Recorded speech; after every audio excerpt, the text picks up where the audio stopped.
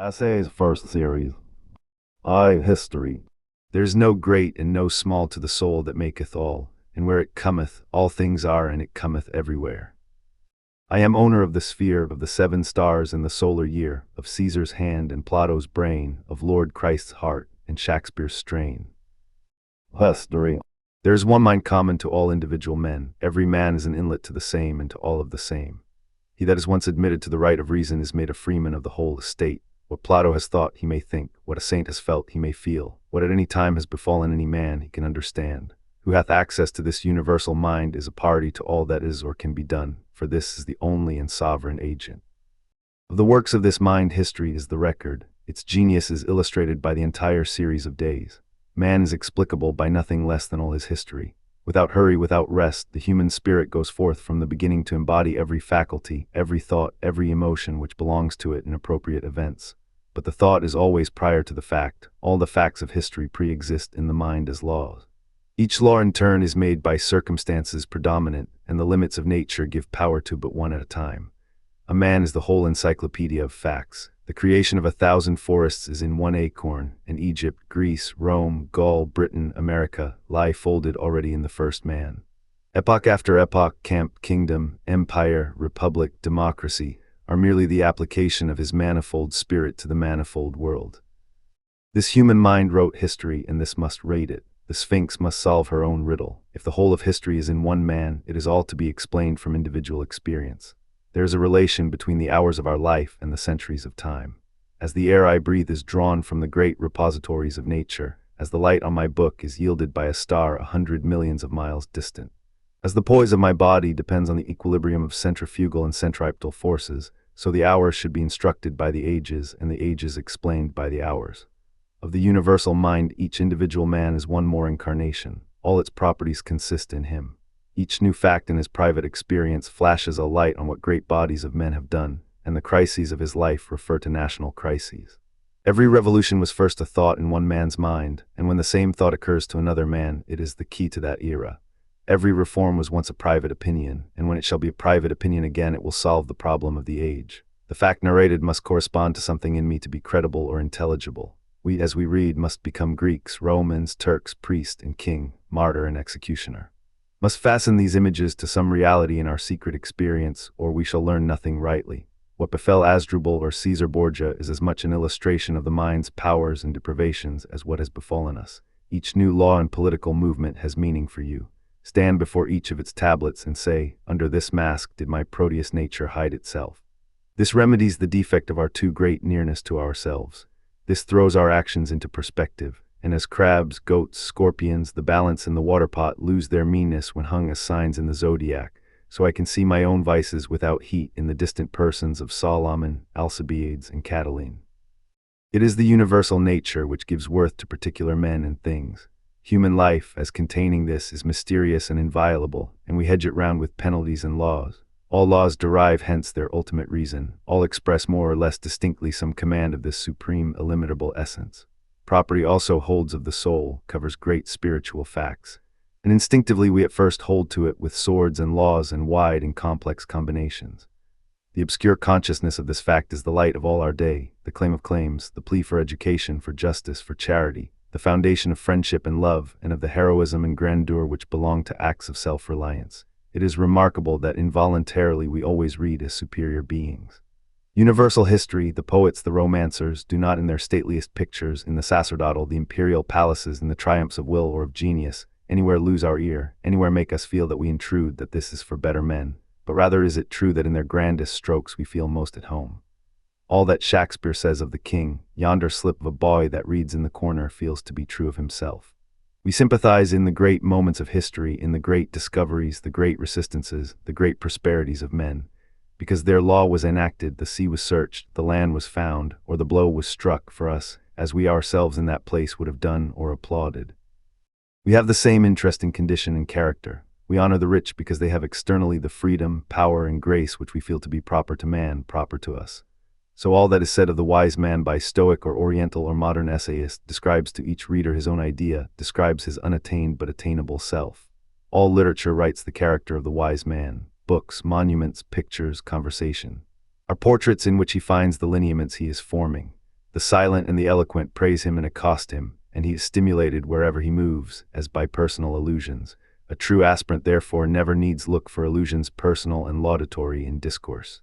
He hears the commendation not of himself but more sweet of that character he seeks, in every word that is said concerning character, yea further in every fact and circumstance, in the running river and the rustling corn. Praise is looked, homage tendered, love flows from mute nature, from the mountains and the lights of the firmament. These hints, dropped as it were from sleep and night, let us use in broad day. The student is to read history actively and not passively, to esteem his own life the text and books the commentary. Thus compelled, the muse of history will utter oracles, as never to those who do not respect themselves. I have no expectation that any man will read history aright who thinks that what was done in a remote age, by men whose names have resounded far, has any deeper sense than what he is doing today. The world exists for the education of each man. There is no age or state of society or mode of action in history to which there is not somewhat corresponding in his life. Everything tends in a wonderful manner to abbreviate itself and yield its own virtue to him. He should see that he can live all history in his own person. He must sit solidly at home, and not suffer himself to be bullied by kings or empires. But know that he is greater than all the geography and all the government of the world. He must transfer the point of view from which history is commonly read, from Rome and Athens and London, to himself, and not deny his conviction that he is the court, and if England or Egypt have anything to say to him he will try the case. If not, let them forever be silent. He must attain and maintain that lofty sight where facts yield their secret sense, and poetry and annals are alike.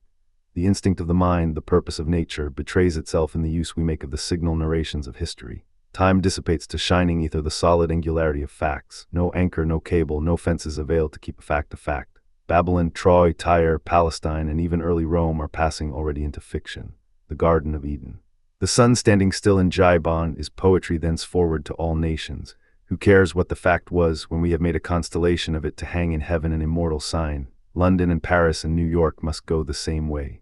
What is history, said Napoleon, but a fable agreed upon? This life of ours is stuck round with Egypt, Greece, Gaul, England, war, colonization, church, court, and commerce, as with so many flowers and wild ornaments grave and gay. I will not make more account of them.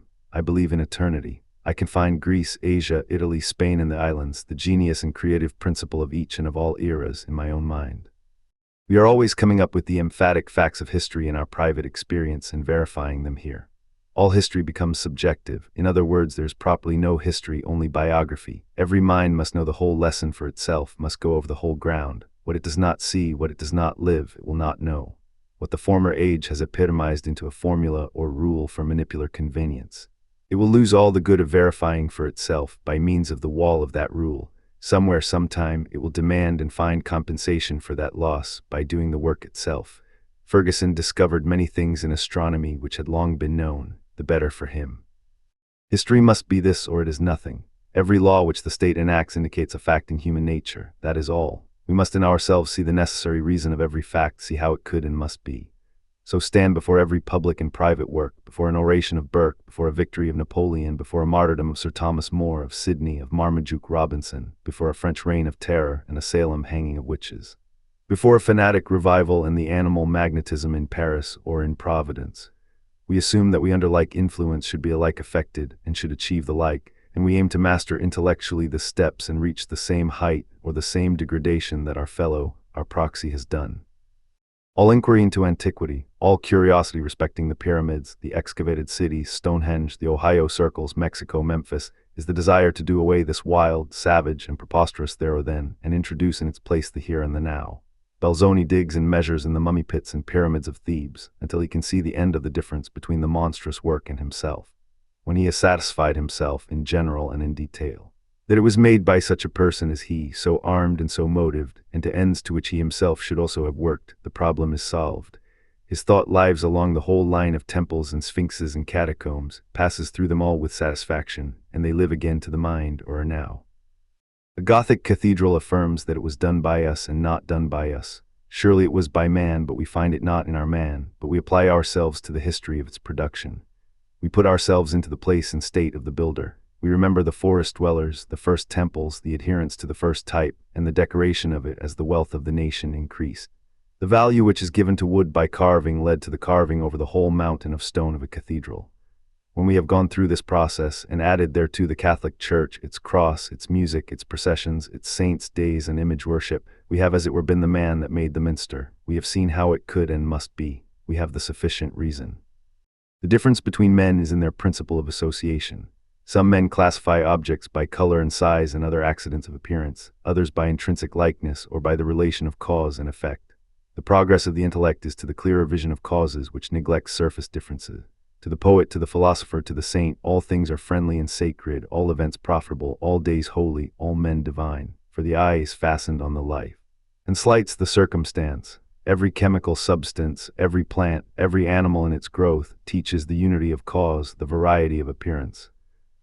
Born and surrounded as we are by this all-creating nature, soft and fluid as a cloud or the air, why should we be such hard pedants and magnify a few forms? Why should we make account of time or of magnitude or of figure? The soul knows them not, and genius, obeying its law, knows how to play with them as a young child plays with graybeards and in churches.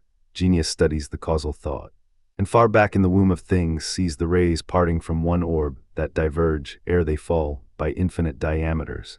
Genius watches the monad through all his masks as he performs the metempsychoses of nature. Genius detects through the fly, through the caterpillar, through the grub, through the egg, the constant individual, through countless individuals the fixed species, through many species the genus, through all genera the steadfast type, through all the kingdoms of organized life the eternal unity. Nature is a mutable cloud which is always and never the same. She casts the same thought into troops of forms, as a poet makes 20 fables with one moral. Through the bruteness and toughness of matter, a subtle spirit bends all things to its own will. The adamant streams into soft but precise form before it, and whilst I look at it, its outline and texture are changed again. Nothing is so fleeting as form, yet never does it quite deny itself. In man we still trace the remains or hints of all that we esteem badges of servitude in the lower races, yet in him they enhance his nobleness and grace, as Io in Aeschylus transformed to a cow, offends the imagination. But how changed when as Isis in Egypt she meets Osiris Jove, a beautiful woman with nothing of the metamorphosis left but the lunar horns as the splendid ornament of her brows. The identity of history is equally intrinsic, the diversity equally obvious. There is at the surface infinite variety of things, at the center there is simplicity of cause.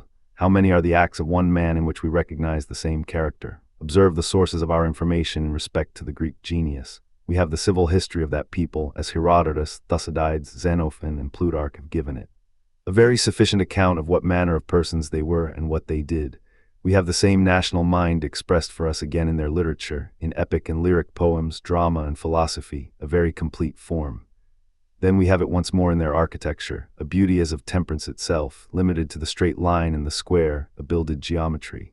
Then we have it once again in sculpture, the tongue on the balance of expression, a multitude of forms in the utmost freedom of action and never transgressing the ideal serenity, like votaries performing some religious dance before the gods, and though in convulsive pain or mortal combat, never daring to break the figure and decorum of their dance.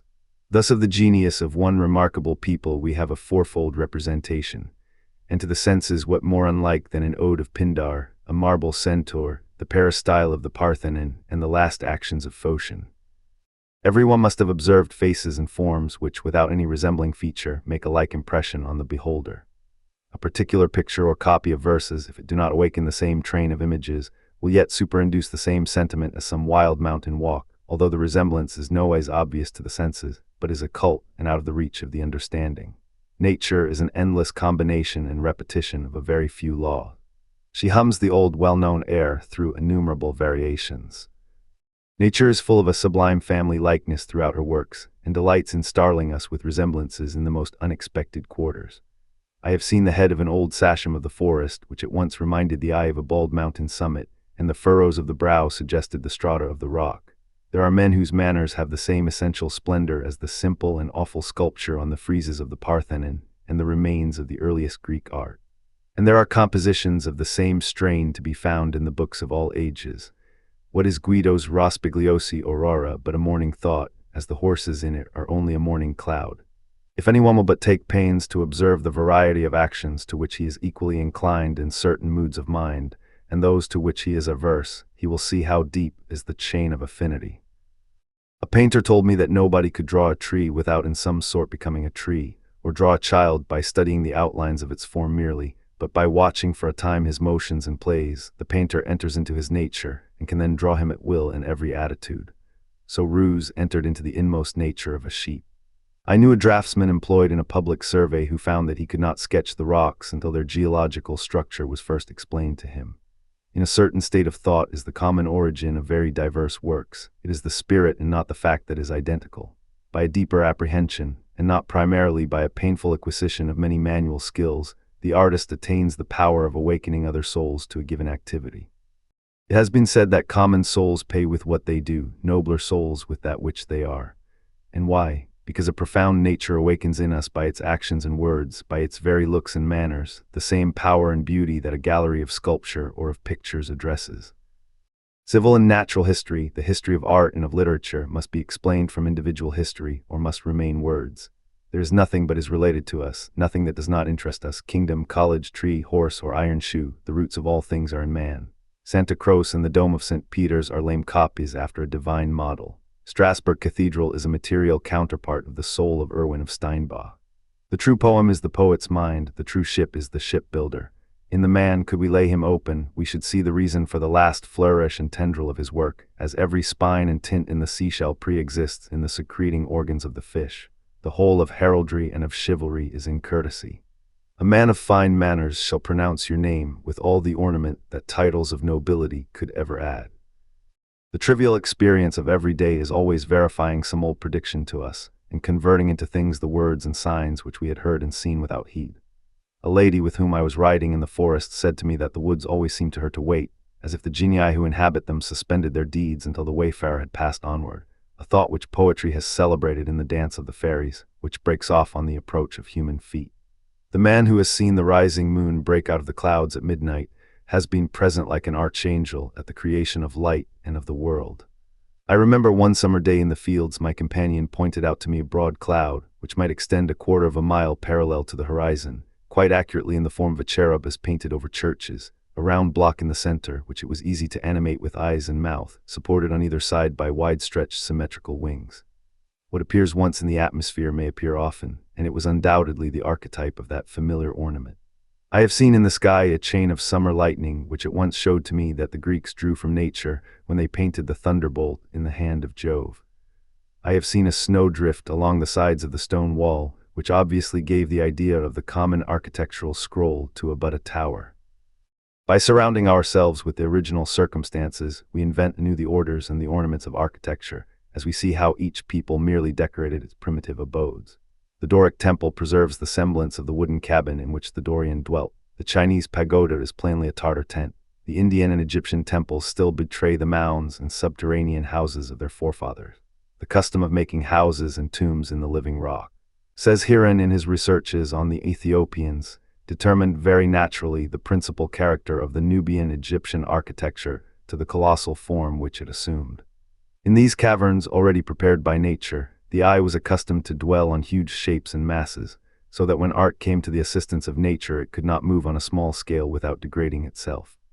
What would statues of the usual size, or neat porches and wings have been, associated with those gigantic halls before which only colossi could sit as watchmen or lean on the pillars of the interior? The Gothic church plainly originated in a rude adaptation of the forest trees, with all their boughs, to a festal or solemn arcade, as the bands about the cleft pillars still indicate the green withes that tied them. No one can walk in a road cut through pine woods without being struck with the architectural appearance of the grove, especially in winter, when the barrenness of all other trees shows the low arch of the Saxons. In the woods in a winter afternoon, one will see as readily the origin of the stained glass window, with which the Gothic cathedrals are adorned, in the colors of the western sky seen through the bare and crossing branches of the forest. Nor can any lover of nature enter the old piles of Oxford and the English cathedrals without feeling that the forest overpowered the mind of the builder, and that his chisel, his saw and plane still reproduced its ferns, its spikes of flowers, its locust, elm, oak, pine, fir, and spruce. The Gothic cathedral is a blossoming in stone, subdued by the insatiable demand of harmony in man. The mountain of granite blooms into an eternal flower, with the lightness and delicate finish, as well as the aerial proportions and perspective of vegetable beauty. In like manner, all public facts are to be individualized, all private facts are to be generalized. Then at once history becomes fluid and true, and biography deep and sublime.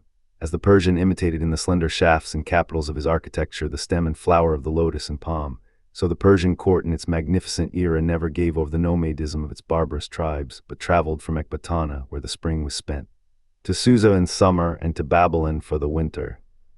In the early history of Asia and Africa, nomadism and agriculture are the two antagonist facts. The geography of Asia and of Africa necessitated a nomadic life, but the nomads were the terror of all those whom the soil or the advantages of a market had induced to build towns.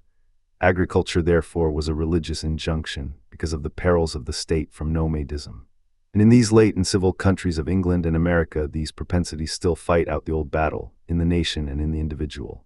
The nomads of Africa were constrained to wander by the attacks of the gadfly, which drives the cattle mad, and so compels the tribe to emigrate in the rainy season and to drive off the cattle to the higher sandy regions. The nomads of Asia follow the pasturage from month to month. In America and Europe, the nomadism is of trade and curiosity, a progress certainly, from the gadfly of Estaboras to the Anglo and Italomania of Boston Bay. Sacred cities, to which a periodical religious pilgrimage was enjoined, or stringent laws and customs, tending to invigorate the national bond, were the check on the old rovers, and the cumulative values of long residence are the restraints on the itineracy of the present day. The antagonism of the two tendencies is not less active in individuals, as the love of adventure or the love of repose happens to predominate. A man of rude health and flowing spirits has the faculty of rapid domestication, lives in his wagon and roams through all latitudes as easily as a comock. At sea or in the forest or in the snow, he sleeps as warm, dines with as good appetite, and associates as happily as beside his own chimney. Or perhaps his facility is deeper seated in the increased range of his faculties of observation, which yield him points of interest wherever fresh objects meet his eyes. The pastoral nations were needy and hungry to desperation, and this intellectual nomadism in its excess bankrupts the mind through the dissipation of power on a miscellany of objects. The home-keeping wit, on the other hand, is that continence or content which finds all the elements of life in its own soil, and which has its own perils of monotony and deterioration, if not stimulated by foreign infusions. Everything the individual sees without him corresponds to his states of mind, and everything is in turn intelligible to him, as his onward thinking leads him into the truth to which that fact or series belongs. The primeval world, the foreworld, as the Germans say, I can dive to it in myself as well as grope for it with researching fingers in catacombs, libraries, and the broken reliefs and torsos of ruined villas. What is the foundation of that interest all men feel in Greek history, letters, art, and poetry, in all its periods from the heroic or Homeric age down to the domestic life of the Athenians and Spartans 4 or 5 centuries later? What but this, that every man passes personally through a Grecian period? The Grecian state is the era of the bodily nature, the perfection of the senses, of the spiritual nature unfolded in strict unity with the body. In it existed those human forms which supplied the sculptor with his models of Hercules, Phoebus, and Jove, not like the forms abounding in the streets of modern cities, wherein the face is a confused blur of features, but composed of incorrupt, sharply defined and symmetrical features, whose eye sockets are so formed that it would be impossible for such eyes to squint and take furtive glances on this side and on that, but they must turn the whole head. The manners of that period are plain and fierce. The reverence exhibited is for personal qualities: courage, address, self-command, justice, strength, swiftness, a loud voice, a broad chest. Luxury and elegance are not known.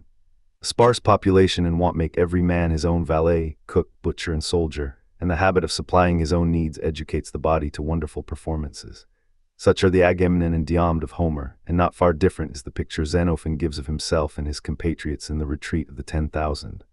After the army had crossed the river Teleboas in Armenia, there fell much snow, and the troops lay miserably on the ground covered with it. But Xenophon arose naked, and taking an axe began to split wood, whereupon others rose and did the like.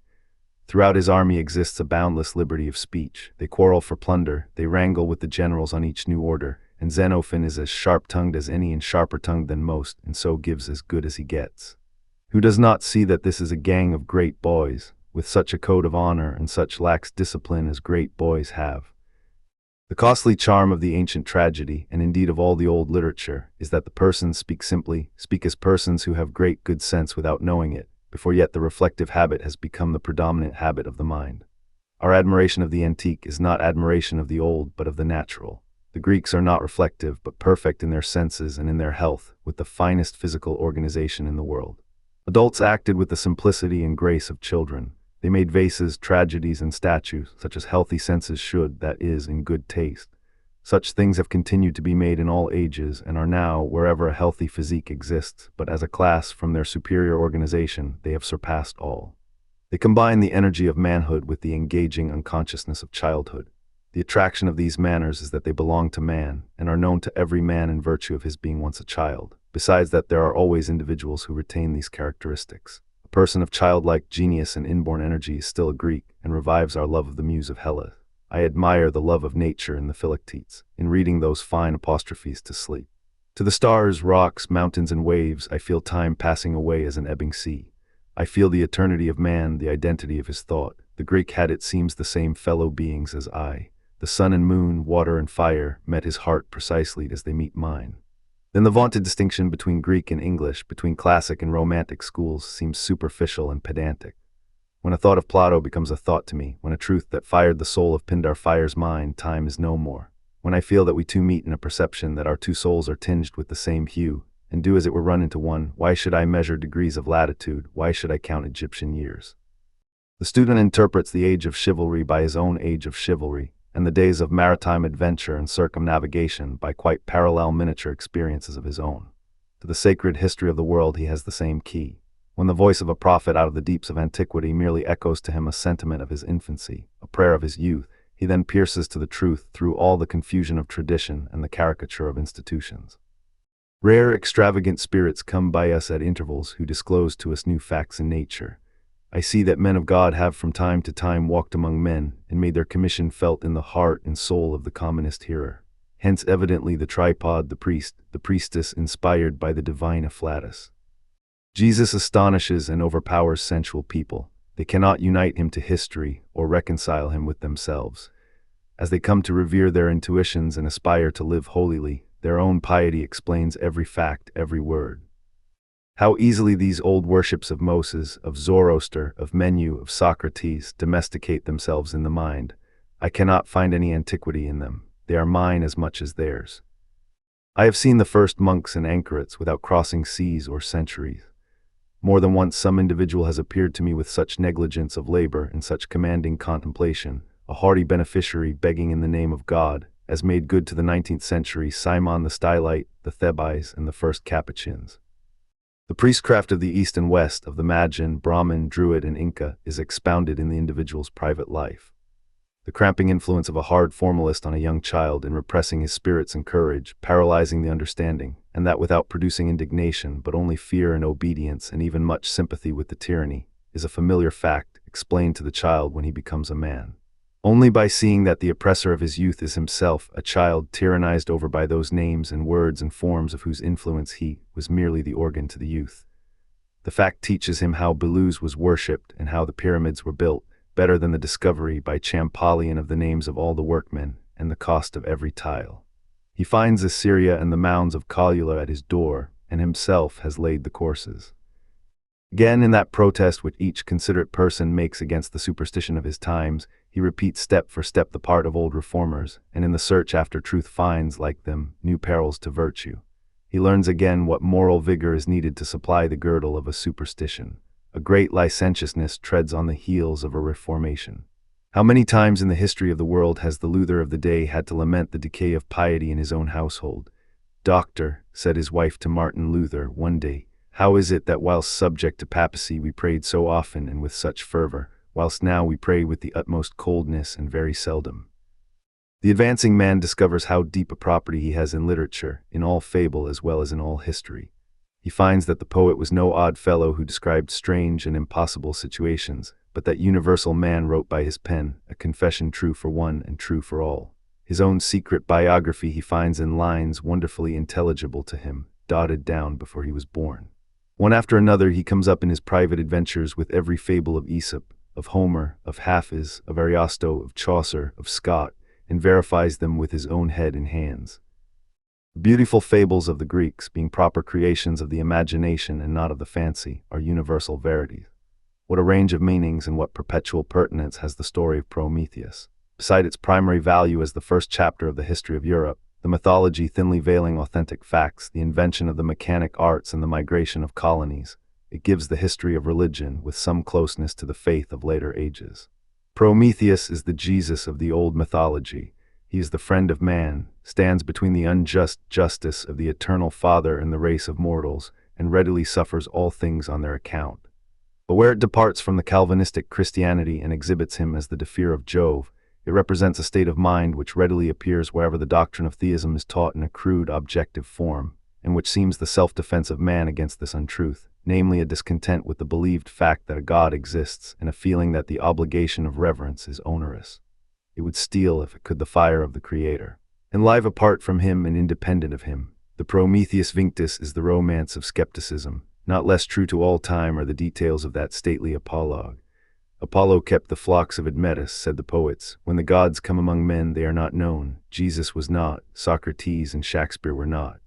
Antaeus was suffocated by the gripe of Hercules, but every time he touched his mother earth his strength was renewed. Man is the broken giant, and in all his weakness both his body and his mind are invigorated by habits of conversation with nature. The power of music, the power of poetry, to unfix and as it were clap wings to solid nature, interprets the riddle of Orpheus. The philosophical perception of identity through endless mutations of form makes him know the Proteus. What else am I who laughed or wept yesterday, who slept last night like a corpse, and this morning stood and ran? And what see I on any side but the transmigrations of Proteus? I can symbolize my thought by using the name of any creature, of any fact, because every creature is man, agent, or patient. Tantalus is but a name for you and me. Tantalus means the impossibility of drinking the waters of thought which are always gleaming and waving within sight of the soul. The transmigration of souls is no fable. I would it were, but men and women are only half human. Every animal of the barnyard, the field and the forest, of the earth and of the waters that are under the earth has contrived to get a footing, and to leave the print of its features and form in someone or other of these upright, heaven-facing speakers. Ah, brother! Stop the ebb of thy soul, ebbing downward into the forms into whose habits thou hast now for many years slid. As near and proper to us is also that old fable of the Sphinx, who was said to sit in the roadside and put riddles to every passenger. If the man could not answer, she swallowed him alive. If he could solve the riddle, the Sphinx was slain. What is our life but an endless flight of winged facts or events? In splendid variety these changes come, all putting questions to the human spirit. Those men who cannot answer by a superior wisdom these facts or questions of time serve them. Facts encumber them, tyrannize over them, and make the men of routine, the men of sense, in whom a literal obedience to facts has extinguished every spark of that light by which man is truly man. But if the man is true to his better instincts or sentiments and refuses the dominion of facts as one that comes of a higher race, remains fast by the soul and sees the principle, then the facts fall aptly and supple into their places. They know their master, and the meanest of them glorifies him. Seeing goats Helena the same desire that every word should be a thing. These figures, he would say, these chirons, griffins, Phorcys, Helen and Leda are somewhat, and do exert a specific influence on the mind. So far then are they eternal entities, as real today as in the first Olympiad. Much revolving them he writes out freely his humor, and gives them body to his own imagination. And although that poem be as vague and fantastic as a dream, yet is it much more attractive than the more regular dramatic pieces of the same author, for the reason that it operates a wonderful relief to the mind from the routine of customary images, awakens the reader's invention and fancy by the wild freedom of the design, and by the unceasing succession of brisk shocks of surprise. The universal nature, too strong for the petty nature of the bard, sits on his neck and writes through his hand, so that when he seems to vent a mere caprice and wild romance, the issue is an exact allegory. Hence Plato said that poets utter great and wise things which they do not themselves understand. All the fictions of the Middle Age explain themselves as a masked or frolic expression of that which in grave earnest the mind of that period toiled to achieve. Magic and all that is ascribed to it is a deep presentiment of the powers of science. The shoes of swiftness, the sword of sharpness, the power of subduing the elements, of using the secret virtues of minerals, of understanding the voices of birds, are the obscure efforts of the mind in a right direction. The preternatural prowess of the hero, the gift of perpetual youth, and the like, are alike the endeavor of the human spirit to bend the shows of things to the desires of the mind. In Persephorus and Amadis de Gaul, a garland and a rose bloom on the head of her who is faithful, and fade on the brow of the inconstant. In the story of the boy and the mantle, even a mature reader may be surprised with a glow of virtuous pleasure at the triumph of the gentle Vanellas, and indeed all the postulates of elfin annals, that the fairies do not like to be named, that their gifts are capricious and not to be trusted, that who seeks a treasure must not speak, and the like. I find true in Concord, however they might be in Cornwall or Bradagny.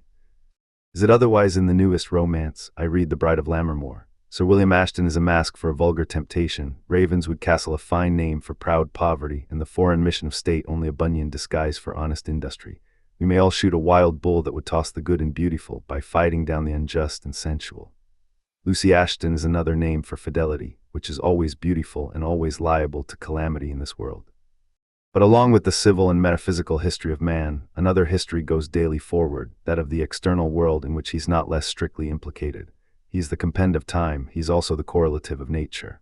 His power consists in the multitude of his affinities, in the fact that his life is intertwined with the whole chain of organic and inorganic being.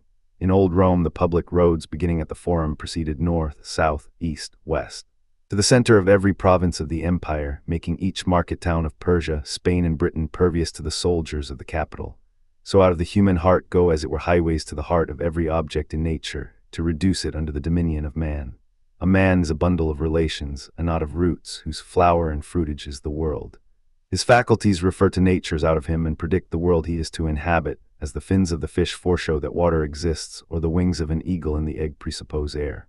He cannot live without a world. Put Napoleon in an island prison, let his faculties find no men to act on, no Alps to climb, no stake to play for, and he would beat the air and appear stupid. Transport him to large countries, dense population, complex interests and antagonist power, and you shall see that the man Napoleon, bounded that is by such a profile and outline, is not the virtual Napoleon. This is but Talbot's shadow. His substance is not here, for what you see is but the smallest part and least proportion of humanity, but were the whole frame here, it is of such a spacious, lofty pitch, your roof were not sufficient to contain it. Henry V.I. Columbus needs a planet to shape his course upon.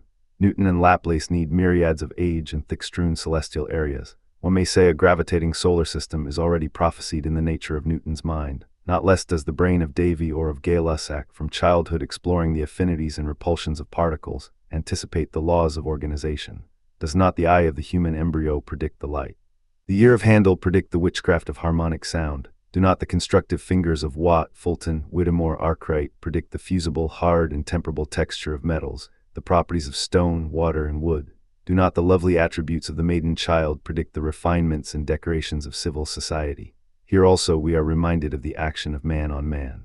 A mind might ponder its thought for ages, and not gain so much self-knowledge as the passion of love shall teach it in a day. Who knows himself before he has been thrilled with indignation at an outrage, or has heard an eloquent tongue, or has shared the throb of thousands in a national exultation or alarm? No man can antedate his experience, or guess what faculty or feeling a new object shall unlock, any more than he can draw today the face of a person whom he shall see tomorrow for the first time. I will not now go behind the general statement to explore the reason of this correspondency. Let it suffice that in the light of these two facts, namely, that the mind is one, and that nature is its correlative, history is to be read and written. Thus in all ways does the soul concentrate and reproduce its treasures for each pupil. He too shall pass through the whole cycle of experience. He shall collect into focus the rays of nature. History no longer shall be a dull book, it shall walk incarnate in every just and wise man. You shall not tell me by languages and titles a catalogue of the volumes you have read. You shall make me feel what periods you have lived. A man shall be the temple of fame. He shall walk, as the poets have described that goddess, in a robe painted all over with wonderful events and experiences. His own form and features, by their exalted intelligence, shall be that variegated vest. I shall find in him the foreworld, in his childhood the age of gold, the apples of knowledge, the Argonautic expedition, the calling of Abraham, the building of the temple, the advent of Christ, dark ages, the revival of letters, the Reformation, the discovery of new lands, the opening of new sciences and new regions in man.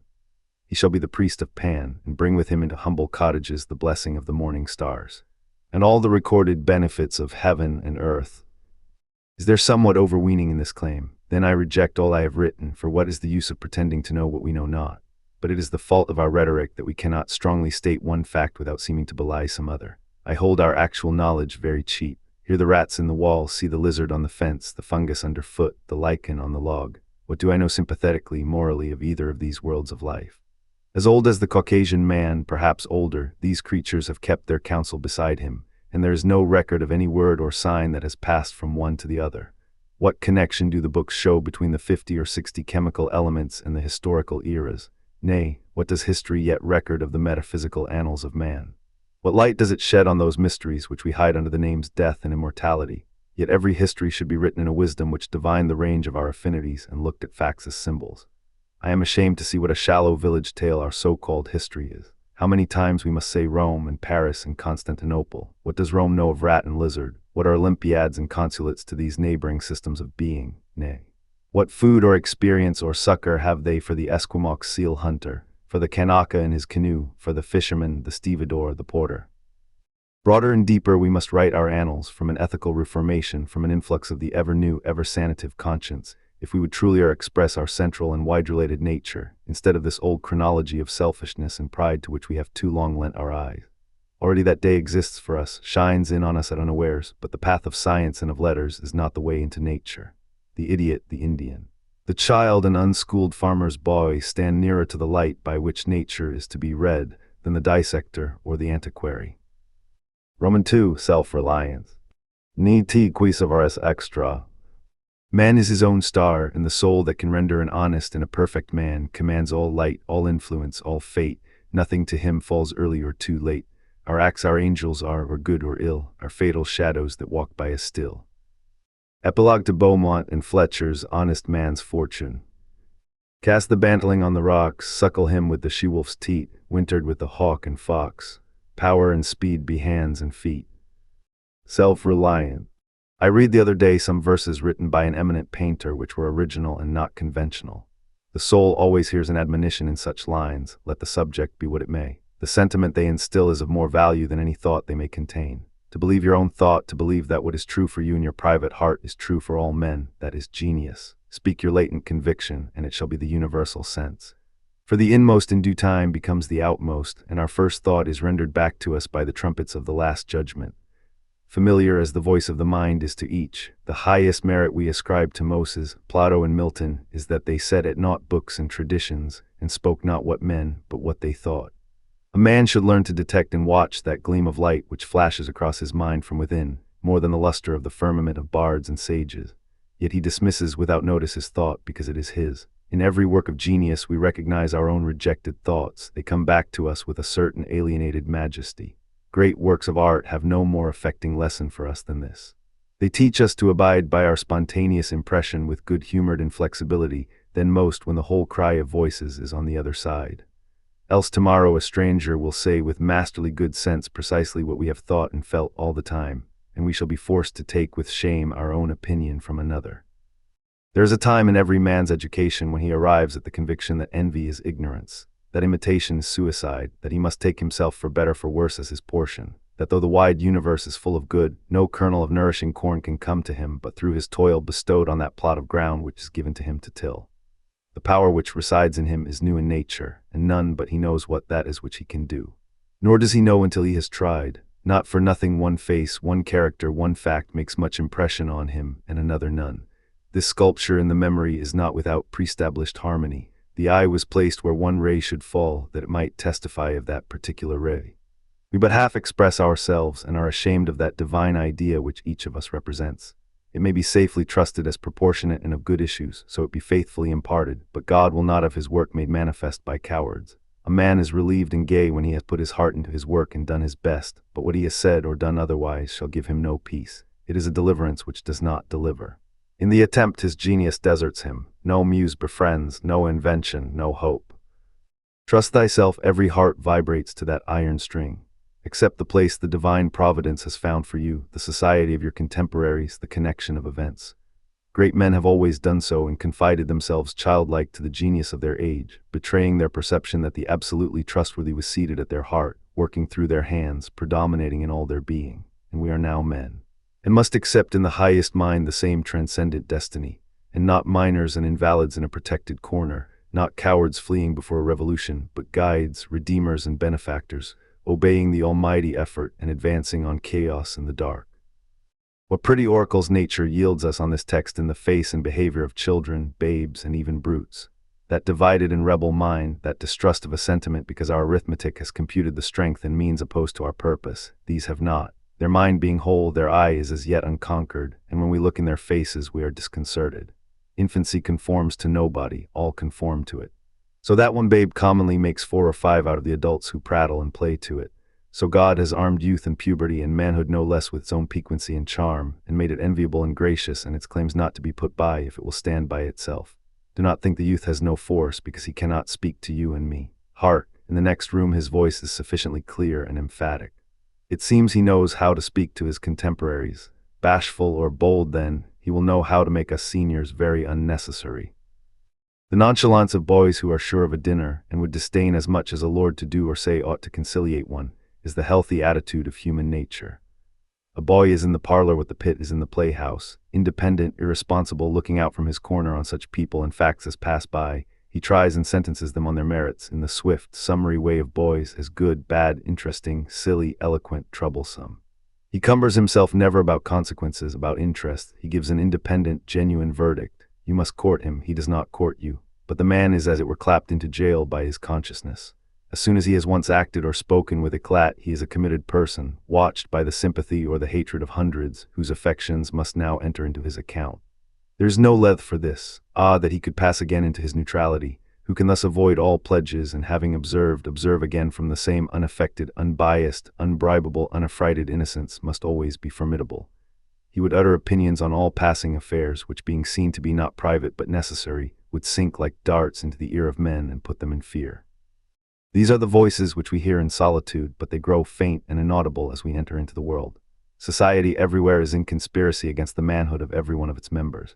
Society is a joint stock company in which the members agree, for the better securing of his bread to each shareholder, to surrender the liberty and culture of the eater. The virtue in most request is conformity. Self-reliance is its aversion. It loves not realities and creators, but names and customs. Whoso would be a man must be a nonconformist. He who would gather immortal palms must not be hindered by the name of goodness, but must explore if it be goodness. Nothing is at last sacred but the integrity of your own mind. Absolve you to yourself, and you shall have the suffrage of the world. I remember an answer which when quite young I was prompted to make to a valued adviser who was wont to importune me with the dear old doctrines of the Church, on my saying, "What have I to do with the sacredness of traditions if I live wholly from within?" My friend suggested, "But these impulses may be from below, not from above." I replied, "They do not seem to me to be such, but if I am the devil's child, I will live then from the devil. No law can be sacred to me but that of my nature.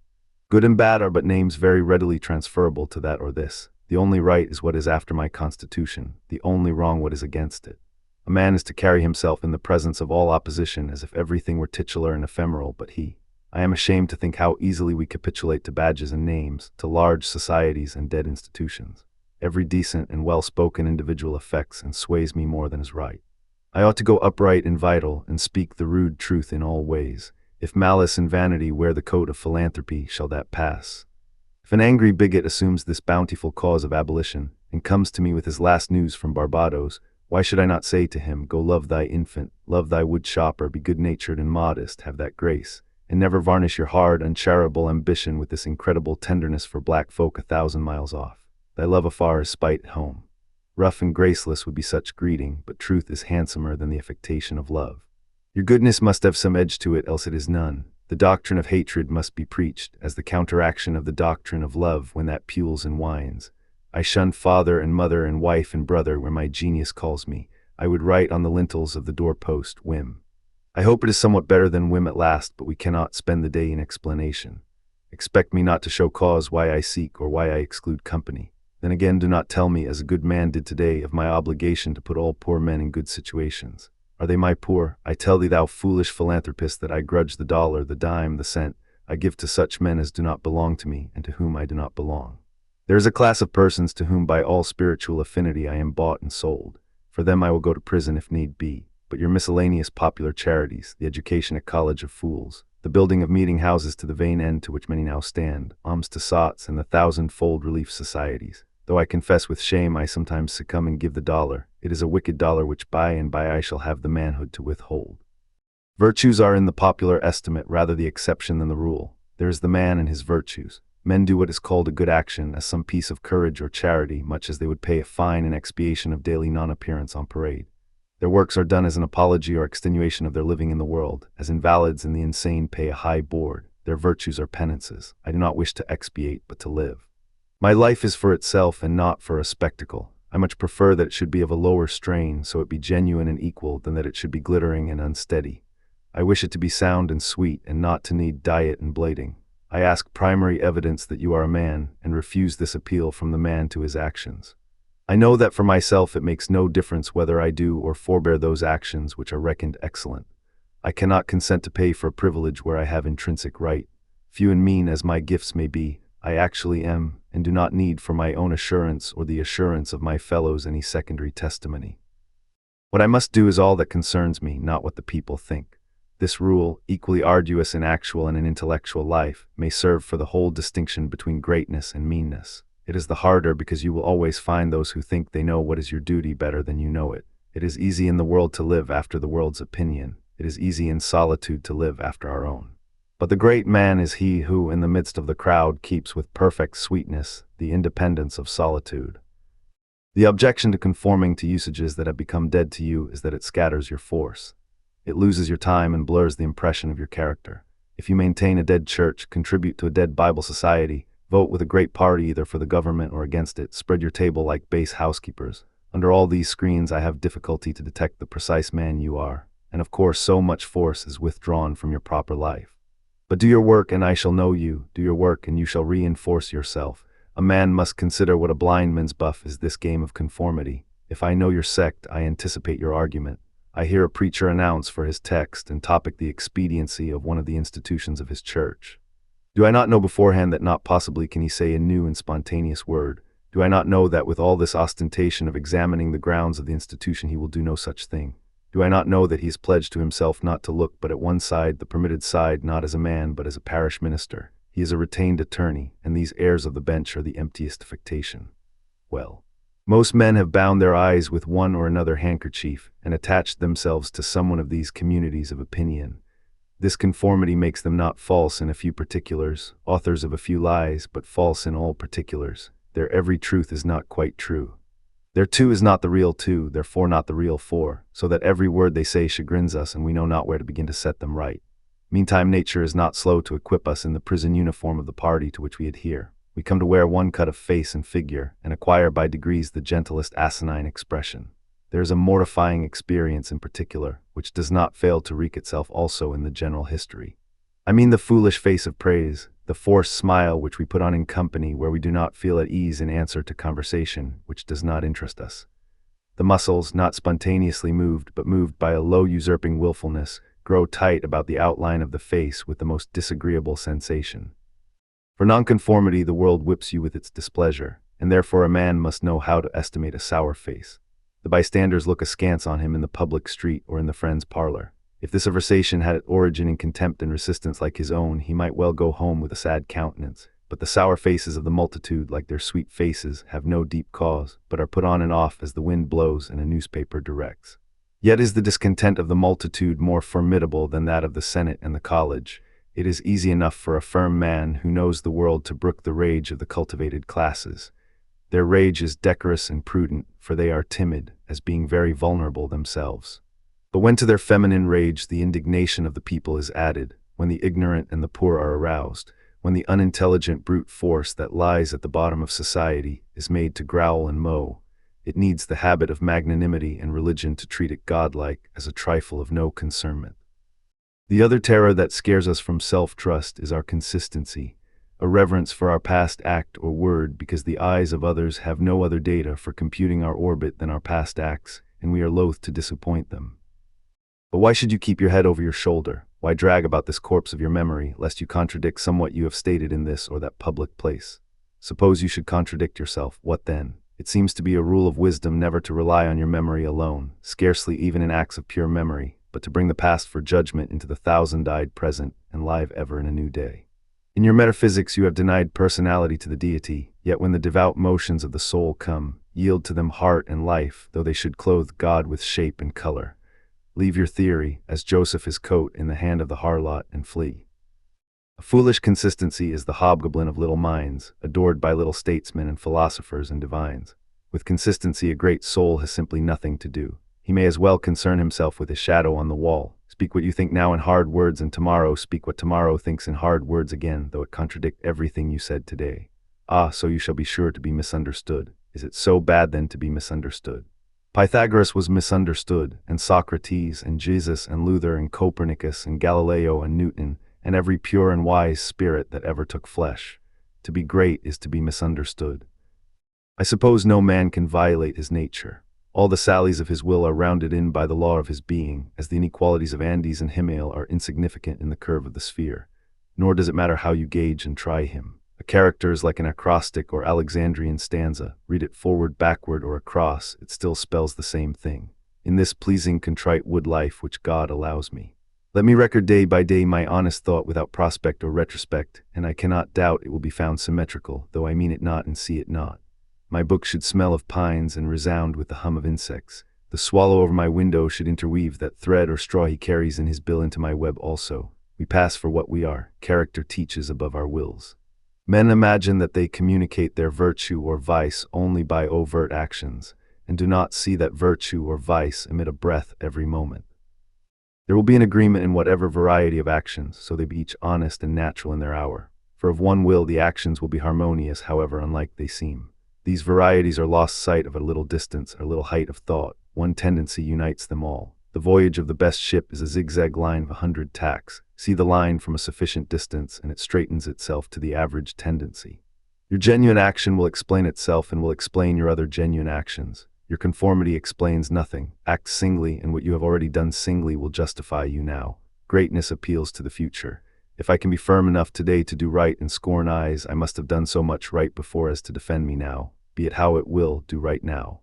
Always scorn appearances, and you always may. The force of character is cumulative. All the foregone days of virtue work their health into this. What makes the majesty of the heroes of the Senate in the field, which so fills the imagination, the consciousness of a train of great days and victories behind. They shed an united light on the advancing actor. He is attended as by a visible escort of angels. That is it which throws thunder into Chatham's voice, indignity into Washington's port, and America into Adams's eye. Honor is venerable to us because it is no ephemera. It is always ancient virtue. We worship it today because it is not of today. We love it and pay it homage because it is not a trap for our love and homage, but is self-dependent, self-derived, and therefore of an old immaculate pedigree, even if shown in a young person. I hope in these days we have heard the last of conformity and consistency. Let the words be gazetted and ridiculous henceforward. Instead of the gong for dinner, let us hear a whistle from the Spartan fife. Let us never bow and apologize more. A great man is coming to eat at my house. I do not wish to please him, I wish that he should wish to please me. I will stand here for humanity, and though I would make it kind, I would make it true. Let us affront and reprimand the smooth mediocrity and squalid contentment of the times, and hurl in the face of custom and trade and office the fact which is the upshot of all history, that there is a great responsible thinker and actor working wherever a man works, that a true man belongs to no other time or place, but is the center of things. Where he is, there is nature. He measures you and all men and all events. Ordinarily, every body in society reminds us of somewhat else or of some other person. Character, reality, reminds you of nothing else. It takes place of the whole creation. The man must be so much that he must make all circumstances indifferent. Every true man is a cause, a country, and an age, requires infinite spaces and numbers and time fully to accomplish his design. And posterity seem to follow his steps as a train of clients. A man Caesar is born, and for ages after we have a Roman Empire. Christ is born, and millions of minds so grow and cleave to his genius that he is confounded with virtue and the possible of man. An institution is the lengthened shadow of one man, as monachism of the hermit Antony, the Reformation of Luther, Quakerism of Fox, Methodism of Wesley, abolition of Clarkson. Scipio Milton called the height of Rome, and all history resolves itself very easily into the biography of a few stout and earnest persons. Let a man then know his worth and keep things under his feet. Let him not peep or steal, or skulk up and down with the air of a charity boy, a bastard, or an interloper in the world which exists for him. But the man in the street, finding no worth in himself which corresponds to the force which built a tower or sculptured a marble god, feels poor when he looks on these. To him a palace, a statue, or a costly book have an alien and forbidding air, much like a gay equipage, and seem to say like that, "Who are you, sir?" Yet they all are his, suitors for his notice, petitioners to his faculties that they will come out and take possession. The picture waits for my verdict. It is not to command me, but I am to settle its claims to praise. That popular fable of the sot who was picked up dead drunk in the street, carried to the Duke's house, washed and dressed and laid in the Duke's bed, and on his waking treated with all obsequious ceremony like the Duke, and assured that he had been insane, owes its popularity to the fact that it symbolizes so well the state of man, who is in the world a sort of sot, but now and then wakes up, exercises his reason, and finds himself a true prince. Our reading is mendicant and sycophantic. In history our imagination plays us false. Kingdom and lordship, power and estate are gaudier vocabulary than Private John and Edward in a small house and common day's work. But the things of life are the same to both. The sum total of both is the same. Why all this deference to Alfred and Scanderbeg and Gustavus? Suppose they were virtuous, did they wear out virtue? As great a stake depends on your private act today. As followed their public and renowned steps. When private men shall act with original views, the luster will be transferred from the actions of kings to those of gentlemen.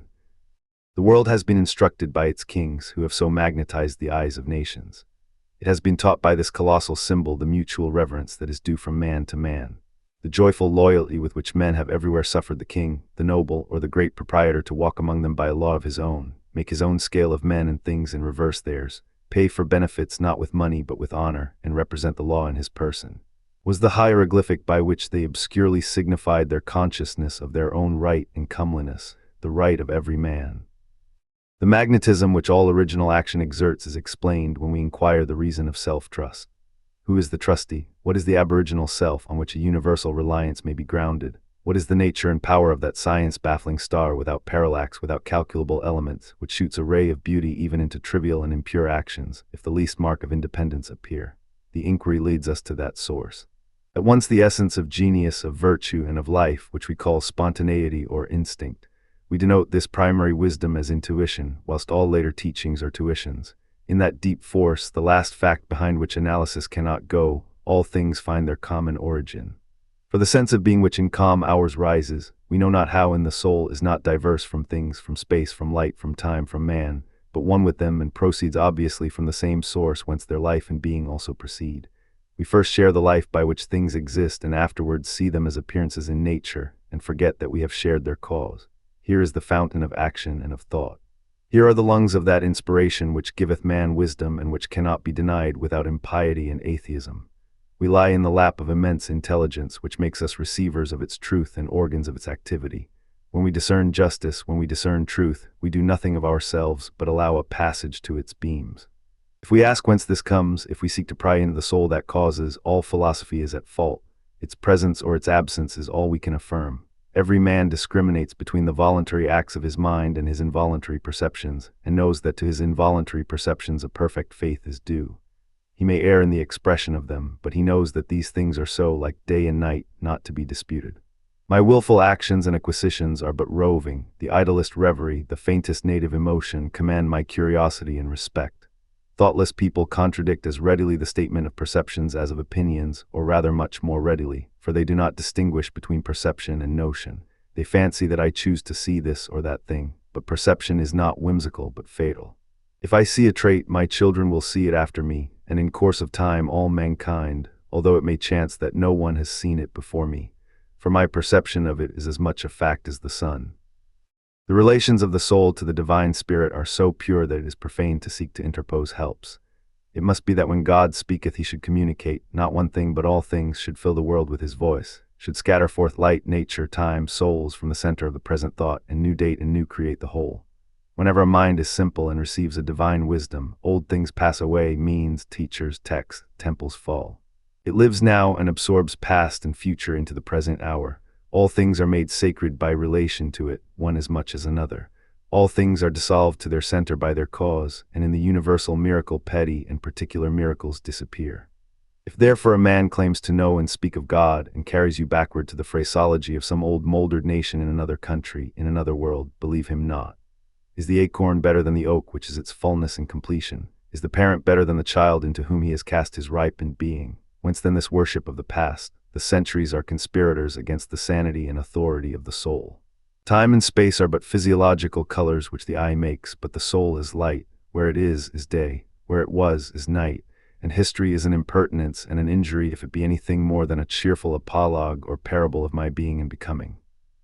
Man is timid and apologetic. He is no longer upright. He dares not say I think I am, but quotes some saint or sage.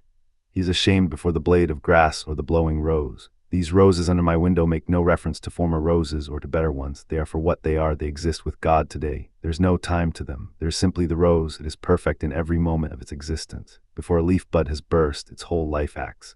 In the full-blown flower there is no more. In the leafless root there is no less. Its nature is satisfied, and it satisfies nature in all moments alike.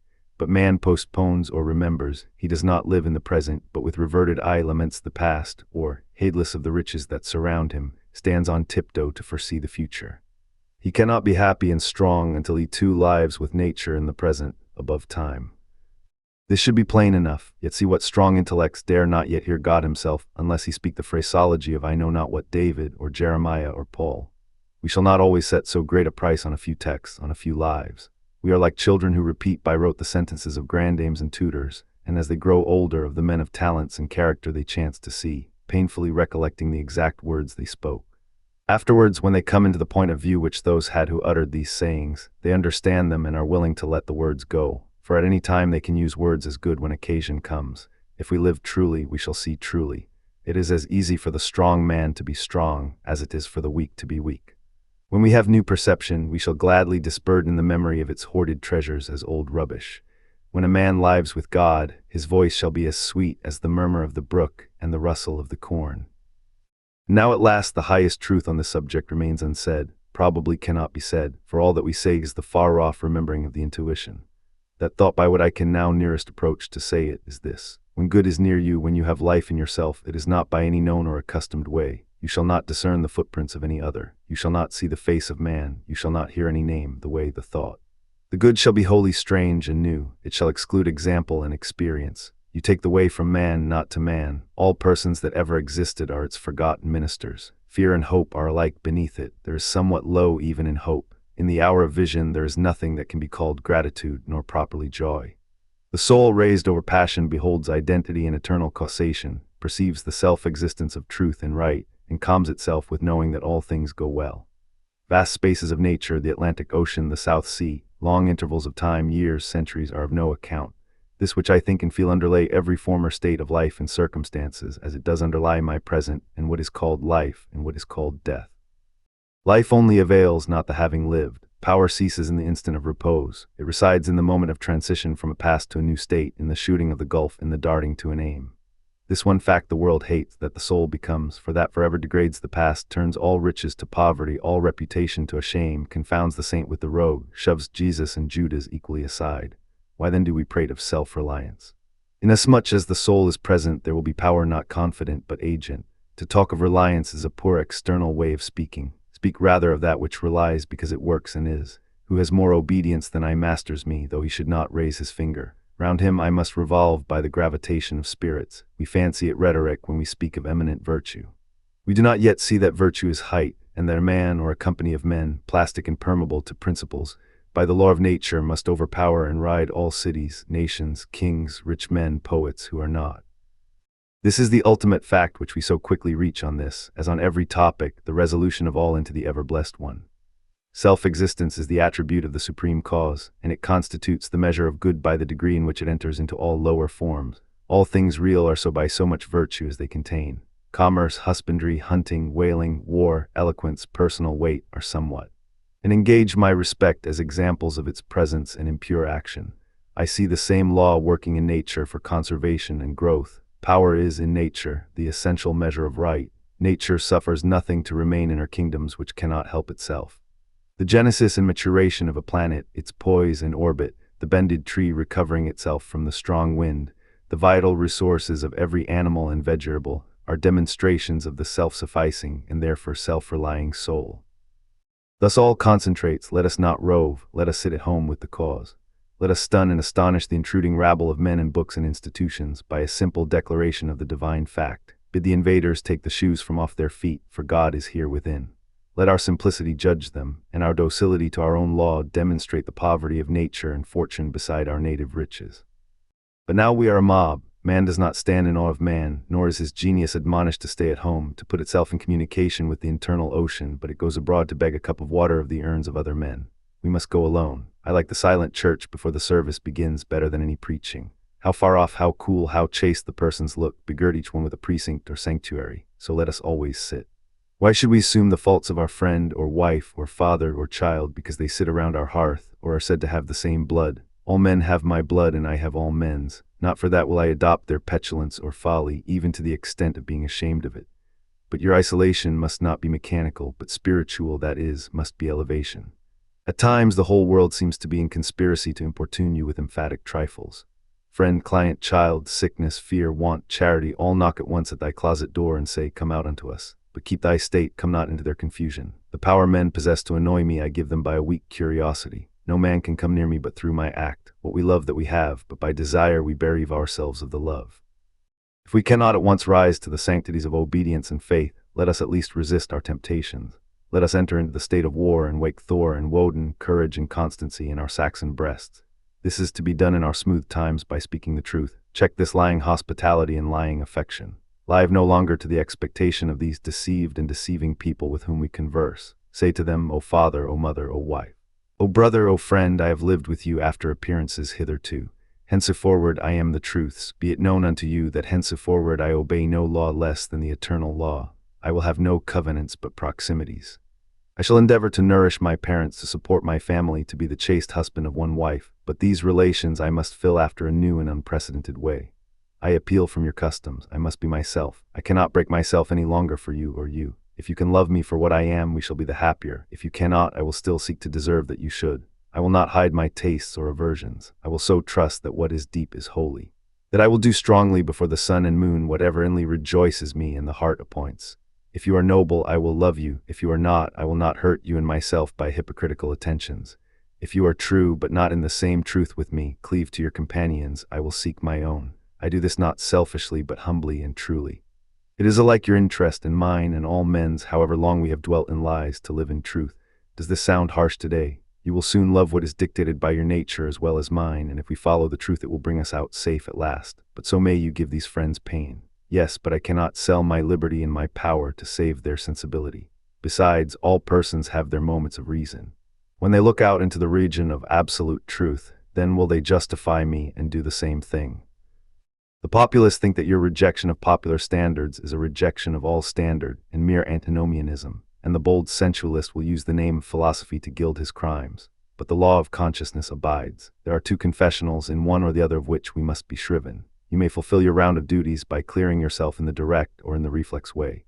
Consider whether you have satisfied your relations to father, mother, cousin, neighbor, town, cat, and dog, whether any of these can upbraid you. But I may also neglect this reflex standard and absolve me to myself. I have my own stern claims and perfect circle. It denies the name of duty to many offices that are called duties, but if I can discharge its debts, it enables me to dispense with the popular code. If anyone imagines that this law is lax, let him keep its commandment one day. And truly it demands something godlike in him who has cast off the common motives of humanity and has ventured to trust himself for a taskmaster. High be his heart, faithful his will, clear his sight, that he may in good earnest be doctrine, society, law to himself, that a simple purpose may be to him as strong as iron necessity is to others. If any man consider the present aspects of what is called by distinction society, he will see the need of these ethics. The sinew and heart of man seem to be drawn out, and we are become timorous, desponding whimperers. We are afraid of truth, afraid of fortune, afraid of death, and afraid of each other. Our age yields no great and perfect persons. We want men and women who shall renovate life and our social state, but we see that most natures are insolvent, cannot satisfy their own wants, have an ambition out of all proportion to their practical force, and do lean and beg day and night continually. Our housekeeping is mendicant, our arts, our occupations, our marriages, our religion we have not chosen, but society has chosen for us. We are parlor soldiers. We shun the rugged battle of fate where strength is born. If our young men miscarry in their first enterprises, they lose all heart. If the young merchant fails, men say he is ruined. If the finest genius studies at one of our colleges and is not installed in an office within 1 year afterwards in the cities or suburbs of Boston or New York, it seems to his friends and to himself that he is right in being disheartened and in complaining the rest of his life. A sturdy lad from New Hampshire or Vermont, who in turn tries all the professions, who teams it, farms it, peddles, keeps a school, preaches, edits a newspaper, goes to Congress, buys a township, and so forth in successive years, and always like a cat falls on his feet, is worth 100 of these city dolls. He walks abreast with his days and feels no shame in not studying a profession, for he does not postpone his life but lives already. He has not one chance but 100 chances. Let a Stoic open the resources of man and tell men they are not leaning willows but can and must detach themselves, that with the exercise of self-trust new power shall appear, that a man is the Word made flesh, born to shed healing to the nations, that he should be ashamed of our compassion, and that the moment he acts from himself, tossing the laws, the books, idolatries, and customs out of the window, we pity him no more but thank and revere him. and that teacher shall restore the life of man to splendor and make his name dear to all history. It is easy to see that a greater self-reliance must work a revolution in all the offices and relations of men, in their religion, in their education, in their pursuits, their modes of living, their association, in their property, in their speculative views.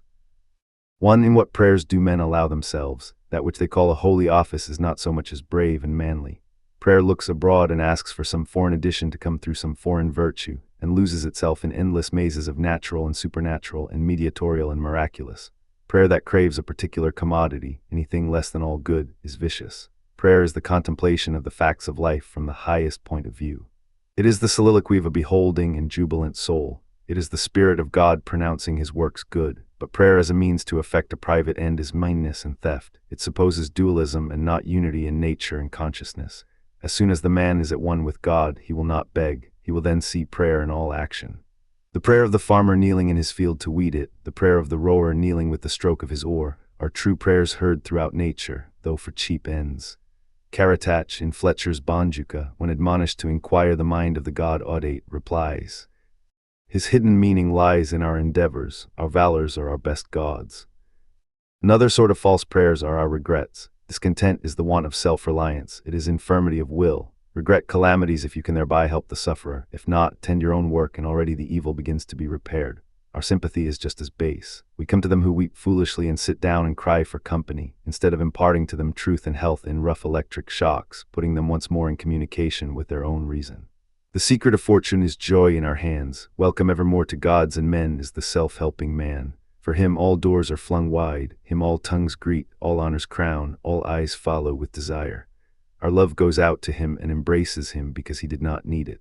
We solicitously and apologetically caress and celebrate him because he held on his way and scorned our disapprobation.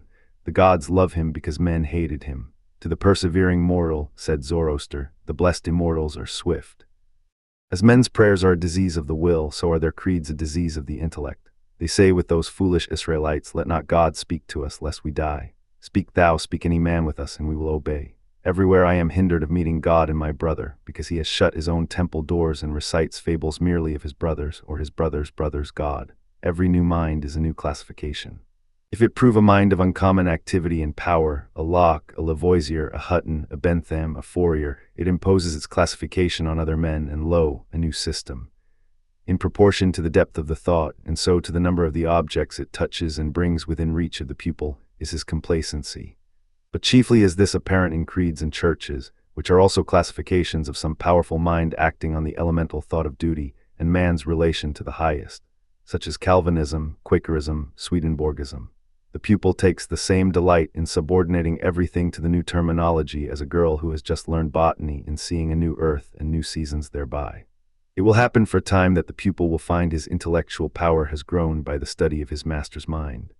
But in all unbalanced minds the classification is idolized, passes for the end and not for a speedily exhaustible means, so that the walls of the system blend to their eye in the remote horizon with the walls of the universe. The luminaries of heaven seem to them hung on the arch their master built. They cannot imagine how you aliens have any right to see how you can see. It must be somehow that you stole the light from us. They do not yet perceive that light, unsystematic, indomitable, will break in any cabin, even into theirs. Let them chirp a while and call it their own. If they are honest and do well, presently their neat new pinfold will be too straight and low, will crack, will lean, will rot and vanish, and the immortal light, all young and joyful, million-orbed, million-colored, will beam over the universe as on the first morning. 2. It is for want of self-culture that the superstition of traveling, whose idols are Italy, England, Egypt, retains its fascination for all educated Americans. They who made England, Italy, or Greece venerable in the imagination did so by sticking fast where they were, like an axis of the earth. In manly hours we feel that duty is our place. The soul is no traveler. The wise man stays at home, and when his necessities, his duties.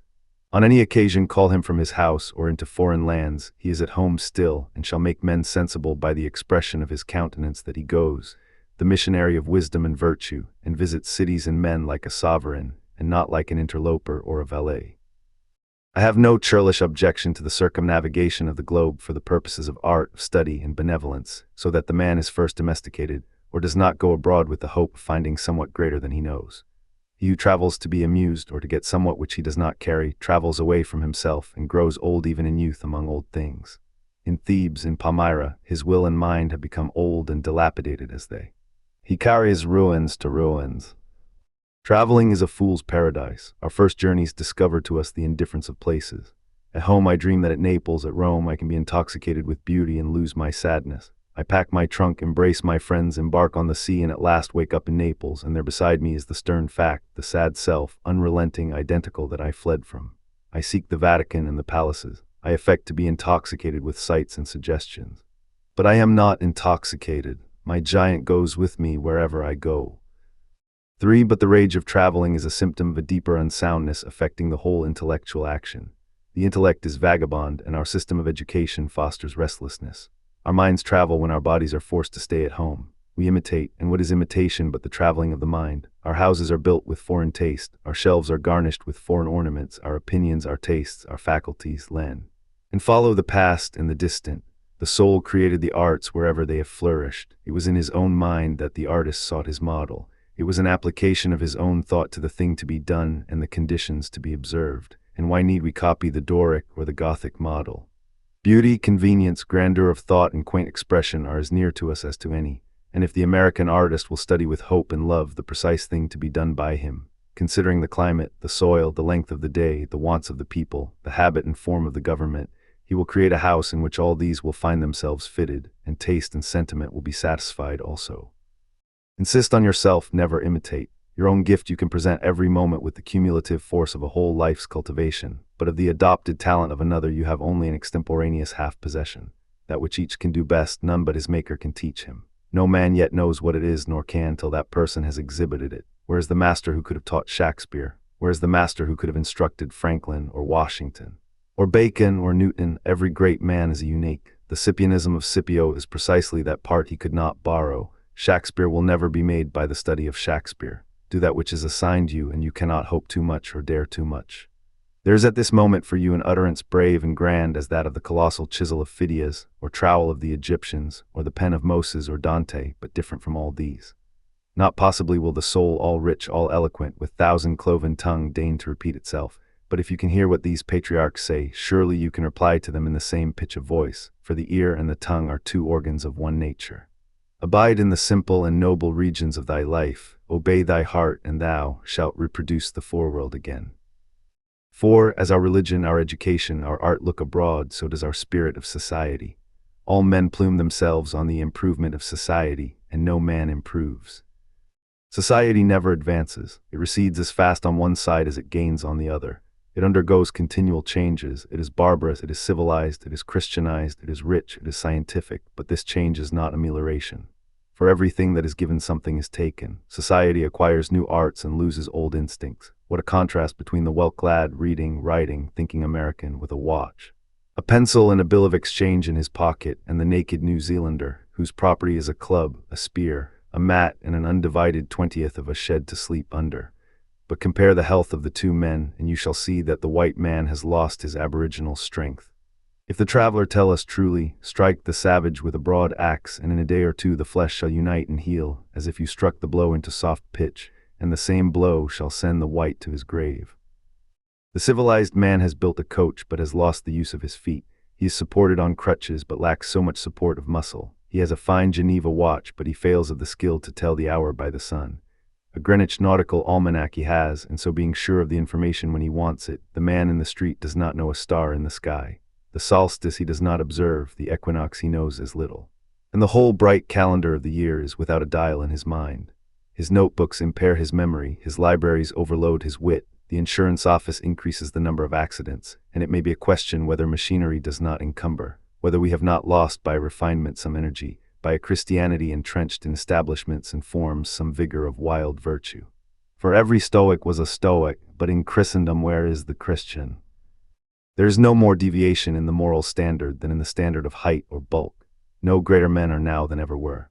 A singular equality may be observed between the great men of the first and of the last ages, nor can all the science, art, religion, and philosophy of the 19th century avail to educate greater men than Plutarch's heroes, 3 or 4 and 20 centuries ago. Not in time is the race progressive. Phocion, Socrates, Anaxagoras, Diogenes are great men, but they leave no class. He who is really of their class will not be called by their name, but will be his own man, and in his turn the founder of a sect. The arts and inventions of each period are only its costume and do not invigorate men. The harm of the improved machinery may compensate its good. Hudson and Bering accomplished so much in their fishing boats as to astonish Parry and Franklin, whose equipment exhausted the resources of science and art. Galileo, with an opera glass, discovered a more splendid series of celestial phenomena than anyone since. Columbus found the New World in an undecked boat. It is curious to see the periodical disuse and perishing of means and machinery, which were introduced with loud laudation a few years or centuries before. The great genius returns to essential man. We reckon the improvements of the art of war among the triumphs of science, and yet Napoleon conquered Europe by the bivouac, which consisted of falling back on naked valor and disencumbering it of all aids. The emperor held it impossible to make a perfect army, says Las Cases, without abolishing our arms, magazines, commissaries, and carriages, until, in imitation of the Roman custom, the soldier should receive his supply of corn, grind it in his handmill, and bake his bread himself. Society is a wave. The wave moves onward, but the water of which it is composed does not. The same particle does not rise from the valley to the ridge. Its unity is only phenomenal. The persons who make up a nation today, next year die, and their experience with them. And so the reliance on property, including the reliance on governments which protect it, is the want of self-reliance. Men have looked away from themselves and at things so long that they have come to esteem the religious, learned, and civil institutions as guards of property, and they deprecate assaults on these because they feel them to be assaults on property. They measure their esteem of each other by what each has, and not by what each is. But a cultivated man becomes ashamed of his property out of new respect for his nature. Especially he hates what he has if he see that it is accidental, came to him by inheritance or gift or crime. Then he feels that it is not having, it does not belong to him, has no root in him, and merely lies there because no revolution or no robber takes it away. But that which a man is, does always by necessity acquire, and what the man acquires is living property, which does not wait the beck of rulers, or mob, or revolutions, or fire, or storm, or bankruptcies, but perpetually renews itself wherever the man breathes. Thy lot or portion of life, said the Caliph Ali, is seeking after thee, therefore be at rest from seeking after it. Our dependence on these foreign goods leads us to our slavish respect for numbers. The political parties meet in numerous conventions, the greater the concourse, and with each new uproar of announcement, the delegation from Essex, the Democrats from New Hampshire, the Whigs of Maine, the young patriot feels himself stronger than before by a new thousand of eyes and arms. In like manner, the reformers summon conventions and vote and resolve in multitude. Not so, O friends, will the God deign to enter and inhabit you, but by a method precisely the reverse. It is only as a man puts off all foreign support and stands alone that I see him to be strong and to prevail. He is weaker by every recruit to his banner. Is not a man better than a town? Ask nothing of men, and in the endless mutation, thou only firm column must presently appear the upholder of all that surrounds thee. He who knows that power is inborn, that he is weak because he has looked for good out of him and elsewhere, and so perceiving, throws himself unhesitatingly on his thought, instantly rights himself, stands in the erect position, commands his limbs, works miracles, just as a man who stands on his feet is stronger than a man who stands on his head. So use all that is called fortune. Most men gamble with her and gain all and lose all as her wheel rolls. But do thou leave as unlawful these winnings and deal with cause and effect, the chancellors of God. In the will work and acquire, and thou haste chain the wheel of chance, and shalt sit hereafter out of fear from her rotations. A political victory, a rise of rents, the recovery of your sick, or the return of your absent friend, or some other favorable event raises your spirits, and you think good days are preparing for you. Do not believe it. Nothing can bring you peace but yourself. Nothing can bring you peace but the triumph of principles. Roman 3. Compensation. The wings of time are black and white, pied with morning and with night. Mountain tall and ocean deep, trembling balance duly keep. In changing moon and tidal wave glows the feud of want and have. Gauge of more and less through space, electric star and pencil plays. The lonely earth amid the balls that hurry through the eternal halls, a make-weight flying to the void, supplemental asteroid or compensatory spark, shoots across the neutral dark. Man's the elm and wealth the vine, stanch and strong the tendrils twine. Though the frail ringlets thee deceive, none from its stalk that vine can reave. Fear not then, thou child infirm, there's no God dare wrong a worm. Laurel crowns cleave to deserts, and power to him who power exerts. Haste not thy share, on winged feet lo, it rushes thee to meet, and all that nature made thy own, floating in air or pent in stone, will rive the hills and swim the sea, and like thy shadow follow thee. Compensation. Ever since I was a boy I have wished to write a discourse on compensation. For it seemed to me when very young that on this subject life was ahead of theology, and the people knew more than the preachers taught.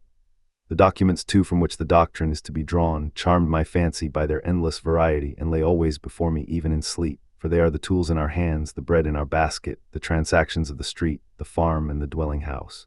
Greetings, relations, debts, and credits, the influence of character, the nature and endowment of all men. It seemed to me also that in it might be shown men a ray of divinity, the present action of the soul of this world, clean from all vestige of tradition. And so the heart of man might be bathed by an inundation of eternal love, conversing with that which he knows was always and always must be, because it really is now. It appeared, moreover, that if this doctrine could be stated in terms with any resemblance to those bright intuitions in which this truth is sometimes revealed to us, it would be a star in many dark hours and crooked passages in our journey that would not suffer us to lose our way. I was lately confirmed in these desires by hearing a sermon at church. The preacher, a man esteemed for his orthodoxy, unfolded in the ordinary manner the doctrine of the Last Judgment. He assumed that judgment is not executed in this world, that the wicked are successful, that the good are miserable, and then urged from reason and from Scripture a compensation to be made to both parties in the next life. No offense appeared to be taken by the congregation at this doctrine.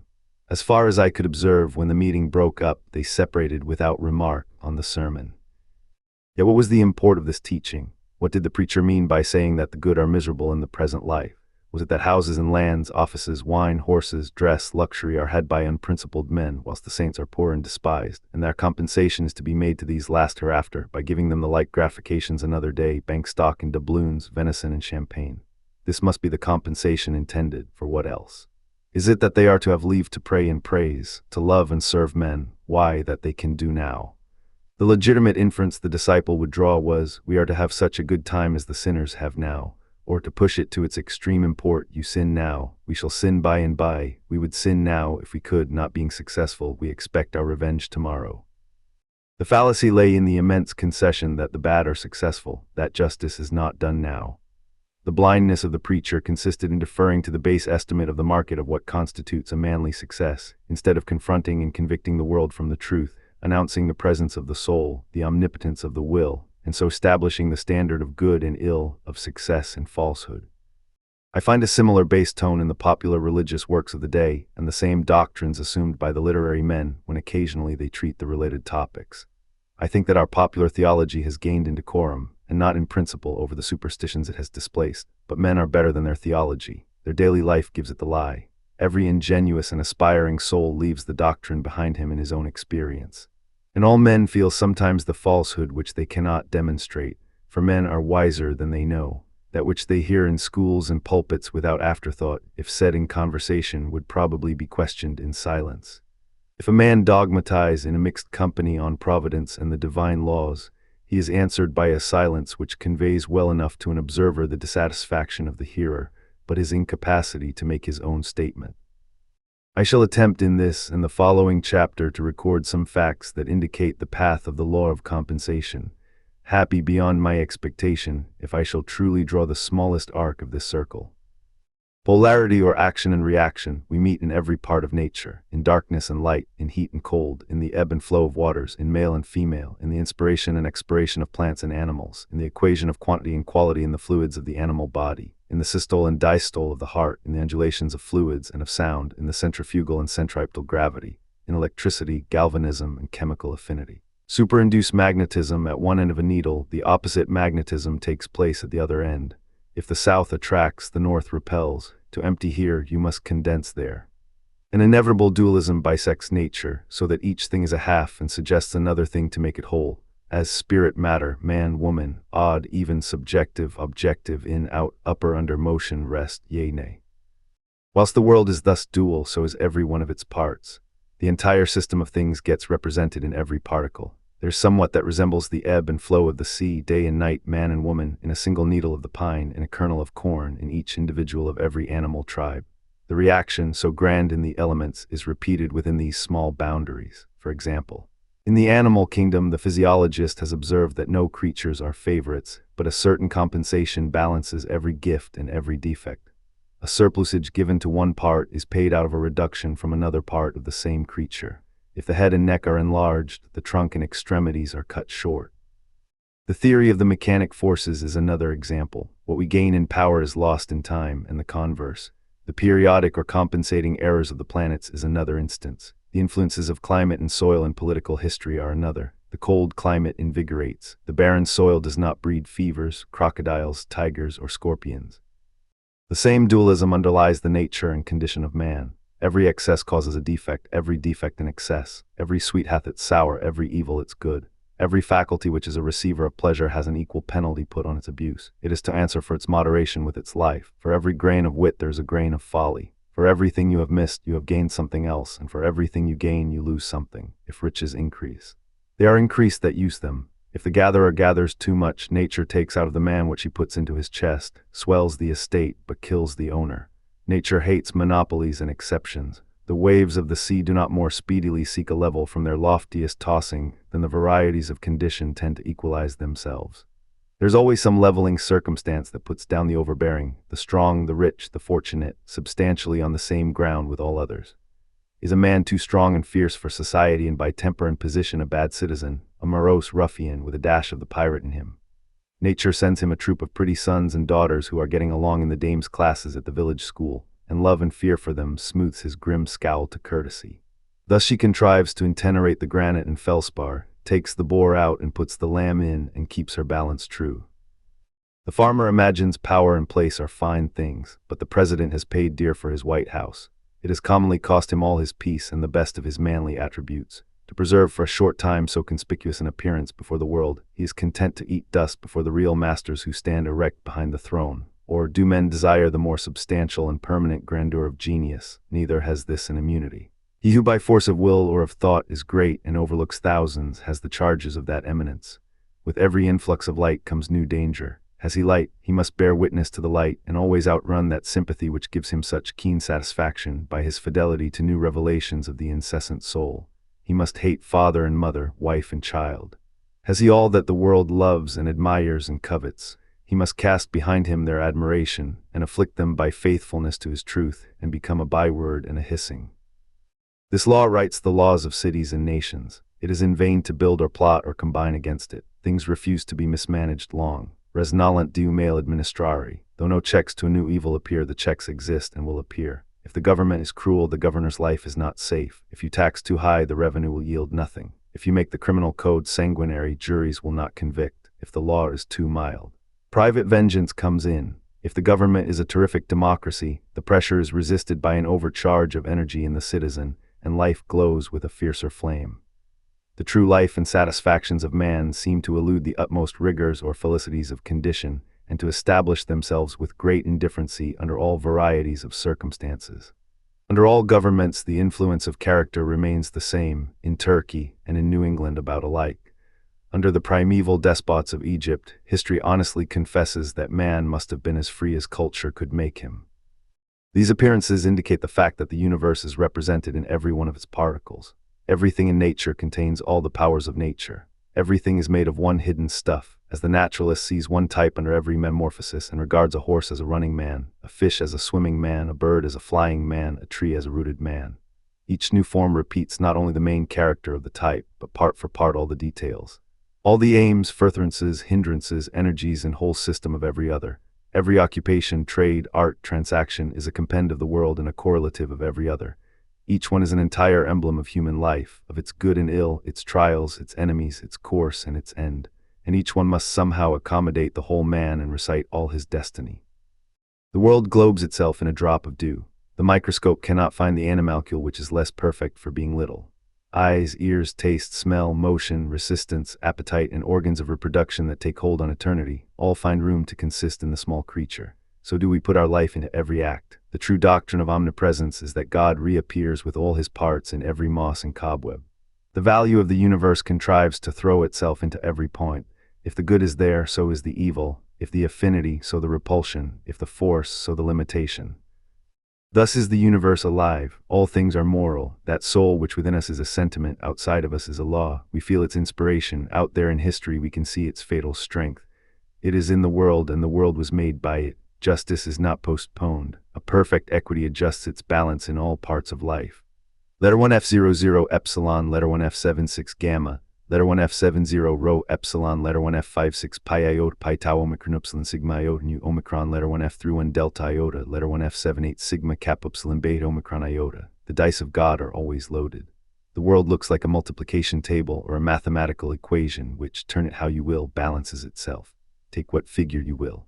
Its exact value, nor more nor less, still returns to you. Every secret is told, every crime is punished, every virtue rewarded, every wrong redressed in silence and certainty. What we call retribution is the universal necessity by which the whole appears wherever a part appears. If you see smoke, there must be fire. If you see a hand or a limb, you know that the trunk to which it belongs is there behind. Every act rewards itself, or in other words, integrates itself in a twofold manner, first in the thing or in real nature, and secondly in the circumstance or in apparent nature. Men call the circumstance the retribution. The causal retribution is in the thing and is seen by the soul. The retribution in the circumstance is seen by the understanding. It is inseparable from the thing, but is often spread over a long time and so does not become distinct until after many years. The specific stripes may follow late after the offense, but they follow because they accompany it. Crime and punishment grow out of one stem. Punishment is a fruit that unsuspected ripens within the flower of the pleasure which concealed it. Cause and effect, means and ends, seed and fruit cannot be severed, for the effect already blooms in the cause, the end pre-exists in the means, the fruit in the seed. Whilst thus the world will be whole and refuses to be disparted, we seek to act partially, to sunder, to appropriate. For example, to gratify the senses, we sever the pleasure of the senses from the needs of the character. The ingenuity of man has always been dedicated to the solution of one problem: how to detach the sensual sweet, the sensual strong, the sensual bright, etc., from the moral sweet, the moral deep, the moral fair, that is, again, to contrive to cut clean off this upper surface so thin as to leave it bottomless, to get a one end without another end. The soul says, eat, the body would feast. The soul says, the man and woman shall be one flesh and one soul, the body would join the flesh only. The soul says, have dominion over all things to the ends of virtue. The body would have the power over things to its own ends. The soul strives amain to live and work through all things. It would be the only fact. All things shall be added unto it: power, pleasure, knowledge, beauty. The particular man aims to be somebody, to set up for himself, to truck and higgle for private good, and in particulars to ride that he may ride, to dress that he may be dressed, to eat that he may eat, and to govern that he may be seen. Men seek to be great. They would have offices, wealth, power, and fame. They think that to be great is to possess one side of nature, the sweet, without the other side, the bitter. This dividing and detaching is steadily counteracted. Up to this day, it must be owned, no projector has had the smallest success. The parted water reunites behind our hand. Pleasure is taken out of pleasant things, profit out of profitable things, power out of strong things as soon as we seek to separate them from the whole. We can no more have things and get the sensual good by itself than we can get an inside that shall have no outside, or a light without a shadow. Drive out nature with a fork, she comes running back. Life invests itself with inevitable conditions which the unwise seek to dodge, which one and another brags that he does not know, that they do not touch him. But the brag is on his lips, the conditions are in his soul. If he escapes them in one part, they attack him in another more vital part. If he has escaped them in form and in the appearance, it is because he has resisted his life and fled from himself, and the retribution is so much death. So signal is the failure of all attempts to make this separation of the good from the tax, that the experiment would not be tried, since to try it is to be mad, but for the circumstance that when the disease began in the will of rebellion and separation, the intellect is at once infected, so that the man ceases to see God whole in each object, but is able to see the sensual allurement of an object and not see the sensual hurt. He sees the mermaid's head but not the dragon's tail, and thinks he can cut off that which he would have from that which he would not have. How secret art thou who dwellest in the highest heavens in silence, O thou only great God, sprinkling with an unwearied providence certain penal blindnesses upon such as have unbridled desires. 1 St. Augustine, Confessions, B.I. The human soul is true to these facts in the painting of fable, of history, of law, of proverbs, of conversation. It finds a tongue in literature unawares. Thus the Greeks called Jupiter supreme mind, but having traditionally ascribed to him many base actions, they involuntarily made amends to reason by tying up the hands of so bad a god. He's made as helpless as a king of England. Prometheus knows one secret which Jove must bargain for, Minerva another. He cannot get his own thunders, Minerva keeps the key of them. Of all the gods, I only know the keys that ope the solid doors within whose vaults his thunders sleep. A plain confession of the inworking of the all and of its moral aim. The Indian mythology ends in the same ethics, and it would seem impossible for any fable to be invented and get any currency which was not moral. Aurora forgot to ask youth for her lover, and though Tithonus is immortal, he is old. Achilles is not quite invulnerable. The sacred waters did not wash the heel by which Thetis held him. Siegfried in the Nibelungen is not quite immortal. For a leaf fell on his back whilst he was bathing in the dragon's blood, and that spot which it covered is mortal, and so it must be. There is a crack in everything God has made. It would seem there is always this vindictive circumstance stealing in at unawares even into the wild poesy in which the human fancy attempted to make bold holiday, and to shake itself free of the old laws, this backstroke, this kick of the gun, certifying that the law is fatal, that in nature nothing can be given, all things are sold. This is that ancient doctrine of Nemesis, who keeps watch in the universe and lets no offense go unchastised. The Furies, they said, are attendants on justice, and if the sun in heaven should transgress his path, they would punish him. The poets related that stone walls and iron swords and leathern thongs had an occult sympathy with the wrongs of their owners, that the belt which Ajax gave Hector dragged the Trojan hero over the field at the wheels of the car of Achilles. And the sword which Hector gave Ajax was that on whose point Ajax fell. They recorded that when the Thasians erected a statue to Thegenes, a victor in the games, one of his rivals went to it by night and endeavored to throw it down by repeated blows, until at last he moved it from its pedestal and was crushed to death beneath its fall. This voice of fable has in it somewhat divine. It came from thought above the will of the writer. That is the best part of each writer, which has nothing private in it, that which he does not know, that which flowed out of his constitution and not from his too active invention, that which in the study of a single artist you might not easily find, but in the study of many you would abstract as the spirit of them all. Phidias it is not, but the work of man in that early Hellenic world that I would know. The name and circumstance of Phidias, however convenient for history, embarrass when we come to the highest criticism. We are to see that which man was tending to do in a given period, and was hindered, or, if you will, modified in doing, by the interfering volitions of Phidias, of Dante, of Shakespeare, the organ whereby man at the moment wrought. Still more striking is the expression of this fact in the proverbs of all nations, which are always the literature of reason, or the statements of an absolute truth without qualification. Proverbs, like the sacred books of each nation, are the sanctuary of the intuitions. That which the droning world, chained to appearances, will not allow the realist to say in his own words, it will suffer him to say in proverbs without contradiction. And this law of laws, which the pulpit, the Senate, and the college deny, is hourly preached in all markets and workshops by flights of proverbs, whose teaching is as true and as omnipresent as that of birds and flies. All things are double one against another, tit for tat, an eye for an eye, a tooth for a tooth, blood for blood, measure for measure, love for love.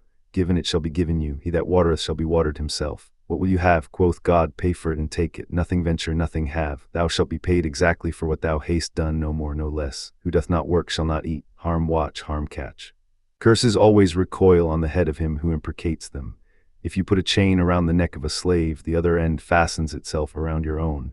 Bad counsel confounds the adviser, the devil is an ass. It is thus written because it is thus in life. Our action is overmastered and characterized above our will by the law of nature. We aim at a petty end quite aside from the public good, but our act arranges itself by irresistible magnetism in a line with the poles of the world. A man cannot speak, but he judges himself. With his will or against his will, he draws his portrait to the eye of his companions by every word. Every opinion reacts on him who utters it. It is a thread ball thrown at a mark, but the other end remains in the thrower's bag, or rather it is a harpoon hurled at the whale, unwinding as it flies a coil of cord in the boat, and if the harpoon is not good or not well thrown, it will go nigh to cut the steersman in twain or to sink the boat. You cannot do wrong without suffering wrong. No man had ever a point of pride that was not injurious to him, said Burke. The exclusive in fashionable life does not see that he excludes himself from enjoyment in the attempt to appropriate it. The exclusionist in religion does not see that he shuts the door of heaven on himself in striving to shut out others. Treat men as pawns and ninepins, and you shall suffer as well as they, if you leave out their heart. You shall lose your own. The senses would make things of all persons, of women, of children, of the poor. The vulgar proverb, I will get it from his purse or get it from his skin, is sound philosophy. All infractions of love and equity in our social relations are speedily punished. They are punished by fear. Whilst I stand in simple relations to my fellow man, I have no displeasure in meeting him. We meet as water meets water, or as two currents of air mix with perfect diffusion and interpenetration of nature. But as soon as there is any departure from simplicity, an attempt at halfness, or good for me that is not good for him, my neighbor feels the wrong. He shrinks from me as far as I have shrunk from him. His eyes no longer seek mine. There is war between us. There is hate in him and fear in me. All the old abuses in society, universal and particular, all unjust accumulations of property and power, are avenged in the same manner. Fear is an instructor of great sagacity and the herald of all revolutions. One thing he teaches, that there is rottenness where he appears. He is a carrion crow, and though you see not well what he hovers for, there is death somewhere. Our property is timid, our laws are timid, our cultivated classes are timid. Fear for ages has boded and mowed and gibbered over government and property. That obscene bird is not there for nothing. He indicates great wrongs which must be revised. Of the like nature is that expectation of change which instantly follows the suspension of our voluntary activity. The terror of cloudless noon, the emerald of Polycrates, the ore of prosperity, the instinct which leads every generous soul to impose on itself tasks of a noble asceticism and vicarious virtue, are the tremblings of the balance of justice through the heart and mind of man. Experienced men of the world know very well that it is best to pay scot and lot as they go along, and that a man often pays dear for small frugality. The borrower runs in his own debt. Has a man gained anything who has received 100 favors and rendered none? Has he gained by borrowing, through indolence or cunning, his neighbor's wares or horses or money? There arises on the deed the instant acknowledgement of benefit on the one part and of debt on the other, that is, of superiority and inferiority. The transaction remains in the memory of himself and his neighbor, and every new transaction alters according to its nature their relation to each other. He may soon come to see that he had better have broken his own bones than to have ridden in his neighbor's coach, and that the highest price he can pay for a thing is to ask for it. A wise man will extend this lesson to all parts of life, and know that it is the part of prudence to face every claimant and pay every just demand on your time, your talents, or your heart. Always pay, for first or last you must pay your entire debt. Persons and events may stand for time between you and justice, but it is only a postponement. You must pay at last your own debt. If you are wise, you will dread a prosperity which only loads you with more. Benefit is the end of nature, but for every benefit which you receive, a tax is levied. He is great who confers the most benefits. He is base, and that is the one base thing in the universe, to receive favors and render none. In the order of nature, we cannot render benefits to those from whom we receive them, or only seldom. But the benefit we receive must be rendered again, line for line, deed for deed, cent for cent, to somebody. Beware of too much good staying in your hand. It will fast corrupt and worm worms. Pay it away quickly in some sort. Labor is watched over by the same pitiless laws. Cheapest, say the prudent, is the dearest labor. What we buy in a broom, a mat, a wagon, a knife, is some application of good sense to a common want. It is best to pay in your land a skillful gardener, or to buy good sense applied to gardening. In your sailor, good sense applied to navigation. In the house, good sense applied to cooking, sewing, serving. In your agent, good sense applied to accounts and affairs. So do you multiply your presence or spread yourself throughout your estate. But because of the dual constitution of things, in labor as in life, there can be no cheating. The thief steals from himself, the swindler swindles himself, for the real price of labor is knowledge and virtue, whereof wealth and credit are signs. These signs, like paper money, may be counterfeited or stolen, but that which they represent, namely knowledge and virtue, cannot be counterfeited or stolen. These ends of labor cannot be answered but by real exertions of the mind and in obedience to pure motives. The cheat, the defaulter, the gambler, cannot extort the knowledge of material and moral nature which his honest care and pains yield to the operative. The law of nature is, do the thing, and you shall have the power, but they who do not the thing have not the power. Human labor through all its forms, from the sharpening of a stake to the construction of a city or an epic, is one immense illustration of the perfect compensation of the universe. The absolute balance of give and take, the doctrine that everything has its price, and if that price is not paid, not that thing but something else is obtained, and that it is impossible to get anything without its price, is not less sublime in the columns of a ledger than in the budgets of states. In the laws of light and darkness, in all the action and reaction of nature, I cannot doubt that the high laws which each man sees implicated in those processes with which he is conversant, the stern ethics which sparkle on his chisel edge, which are measured out by his plumb and foot rule, which stand as manifest in the footing of the shop bill as in the history of a state, do recommend to him his trade, and though seldom named, exalt his business to his imagination. The leg between virtue and nature engages all things to assume a hostile front to vice. The beautiful laws and substances of the world persecute and whip the traitor. He finds that things are arranged for truth and benefit, but there is no den in the wide world to hide a rogue.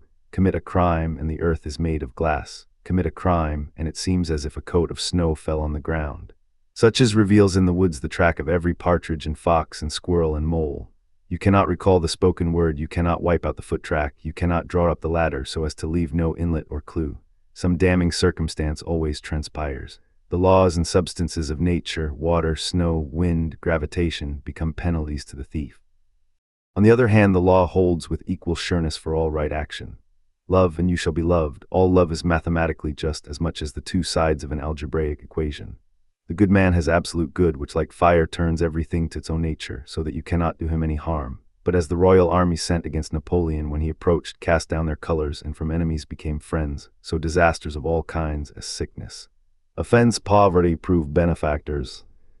Winds blow and waters roll strength to the brave, and power and deity, yet in themselves are nothing.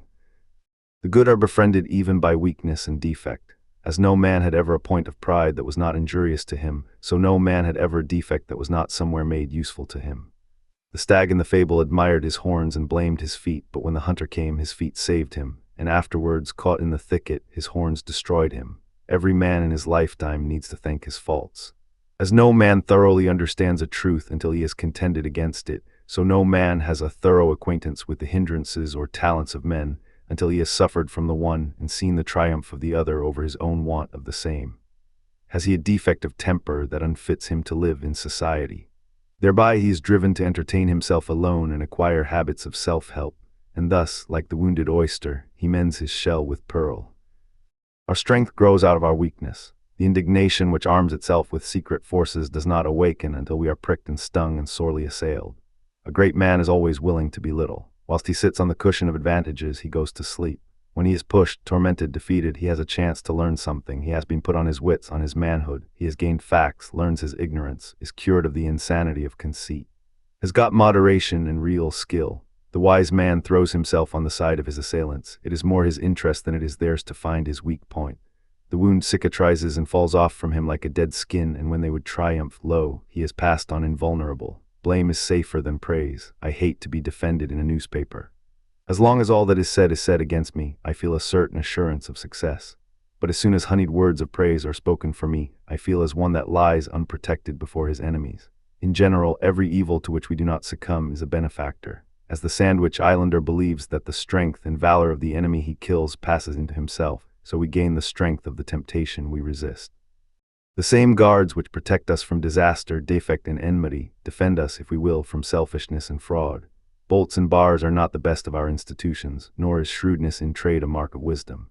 Men suffer all their life long under the foolish superstition that they can be cheated, but it is as impossible for a man to be cheated by anyone but himself as for a thing to be and not to be at the same time. There is a third silent party to all our bargains. The nature and soul of things takes on itself the guarantee of the fulfillment of every contract, so that honest service cannot come to loss. If you serve an ungrateful master, serve him the more. Put God in your debt, every stroke shall be repaid. The longer the payment is withholden, the better for you, for compound interest on compound interest is the rate and usage of this exchequer. The history of persecution is a history of endeavors to cheat nature, to make water run uphill, to twist a rope of sand. It makes no difference whether the actors be many or one, a tyrant or a mob. A mob is a society of bodies voluntarily bereaving themselves of reason and traversing its work. The mob is man voluntarily descending to the nature of the beast. Its fit hour of activity is night. Its actions are insane like its whole constitution. It persecutes a principle, it would whip a right, it would tar and feather justice, by inflicting fire and outrage upon the houses and persons of those who have these. It resembles the prank of boys who run with fire engines to put out the ruddy aurora streaming to the stars. The inviolate spirit turns their spite against the wrongdoers. The martyr cannot be dishonored. Every lash inflicted is a tongue of fame, every prison a more illustrious abode, every burned book or house enlightens the world, every suppressed or expunged word reverberates through the earth from side to side. Hours of sanity and consideration are always arriving to communities, as to individuals, when the truth is seen and the martyrs are justified. Thus do all things preach the indifferency of circumstances. The man is all. Everything has two sides, a good and an evil. Every advantage has its tax. I learn to be content, but the doctrine of compensation is not the doctrine of indifferency. The thoughtless say on hearing these representations, what boots it to do well? There is one event to good and evil. If I gain any good, I must pay for it. If I lose any good, I gain some other. All actions are indifferent. There is a deeper fact in the soul than compensation, to wit, its own nature. The soul is not a compensation, but a life. The soul is. Under all this running sea of circumstance, whose waters ebb and flow with perfect balance, lies the aboriginal abyss of real being. Essence, or God, is not a relation or a part, but the whole. Being is the vast affirmative, excluding negation, self-balanced, and swallowing up all relations, parts, and times within itself. Nature. Truth, virtue are the influx from thence. Vice is the absence or departure of the same. Nothing falsehood may indeed stand as the great night or shade on which as a background the living universe paints itself forth, but no fact is begotten by it. It cannot work, for it is not. It cannot work any good, it cannot work any harm. It is harm inasmuch as it is worse not to be than to be. We feel defrauded of the retribution due to evil acts, because the criminal adheres to his vice and contumacy, and does not come to a crisis or judgment anywhere in visible nature. There is no stunning confutation of his nonsense before men and angels. Has he therefore outwitted the law? Inasmuch as he carries the malignity and the lie with him, he so far deceases from nature. In some manner there will be a demonstration of the wrong to the understanding also. Should we not see it, this deadly deduction makes square the eternal account.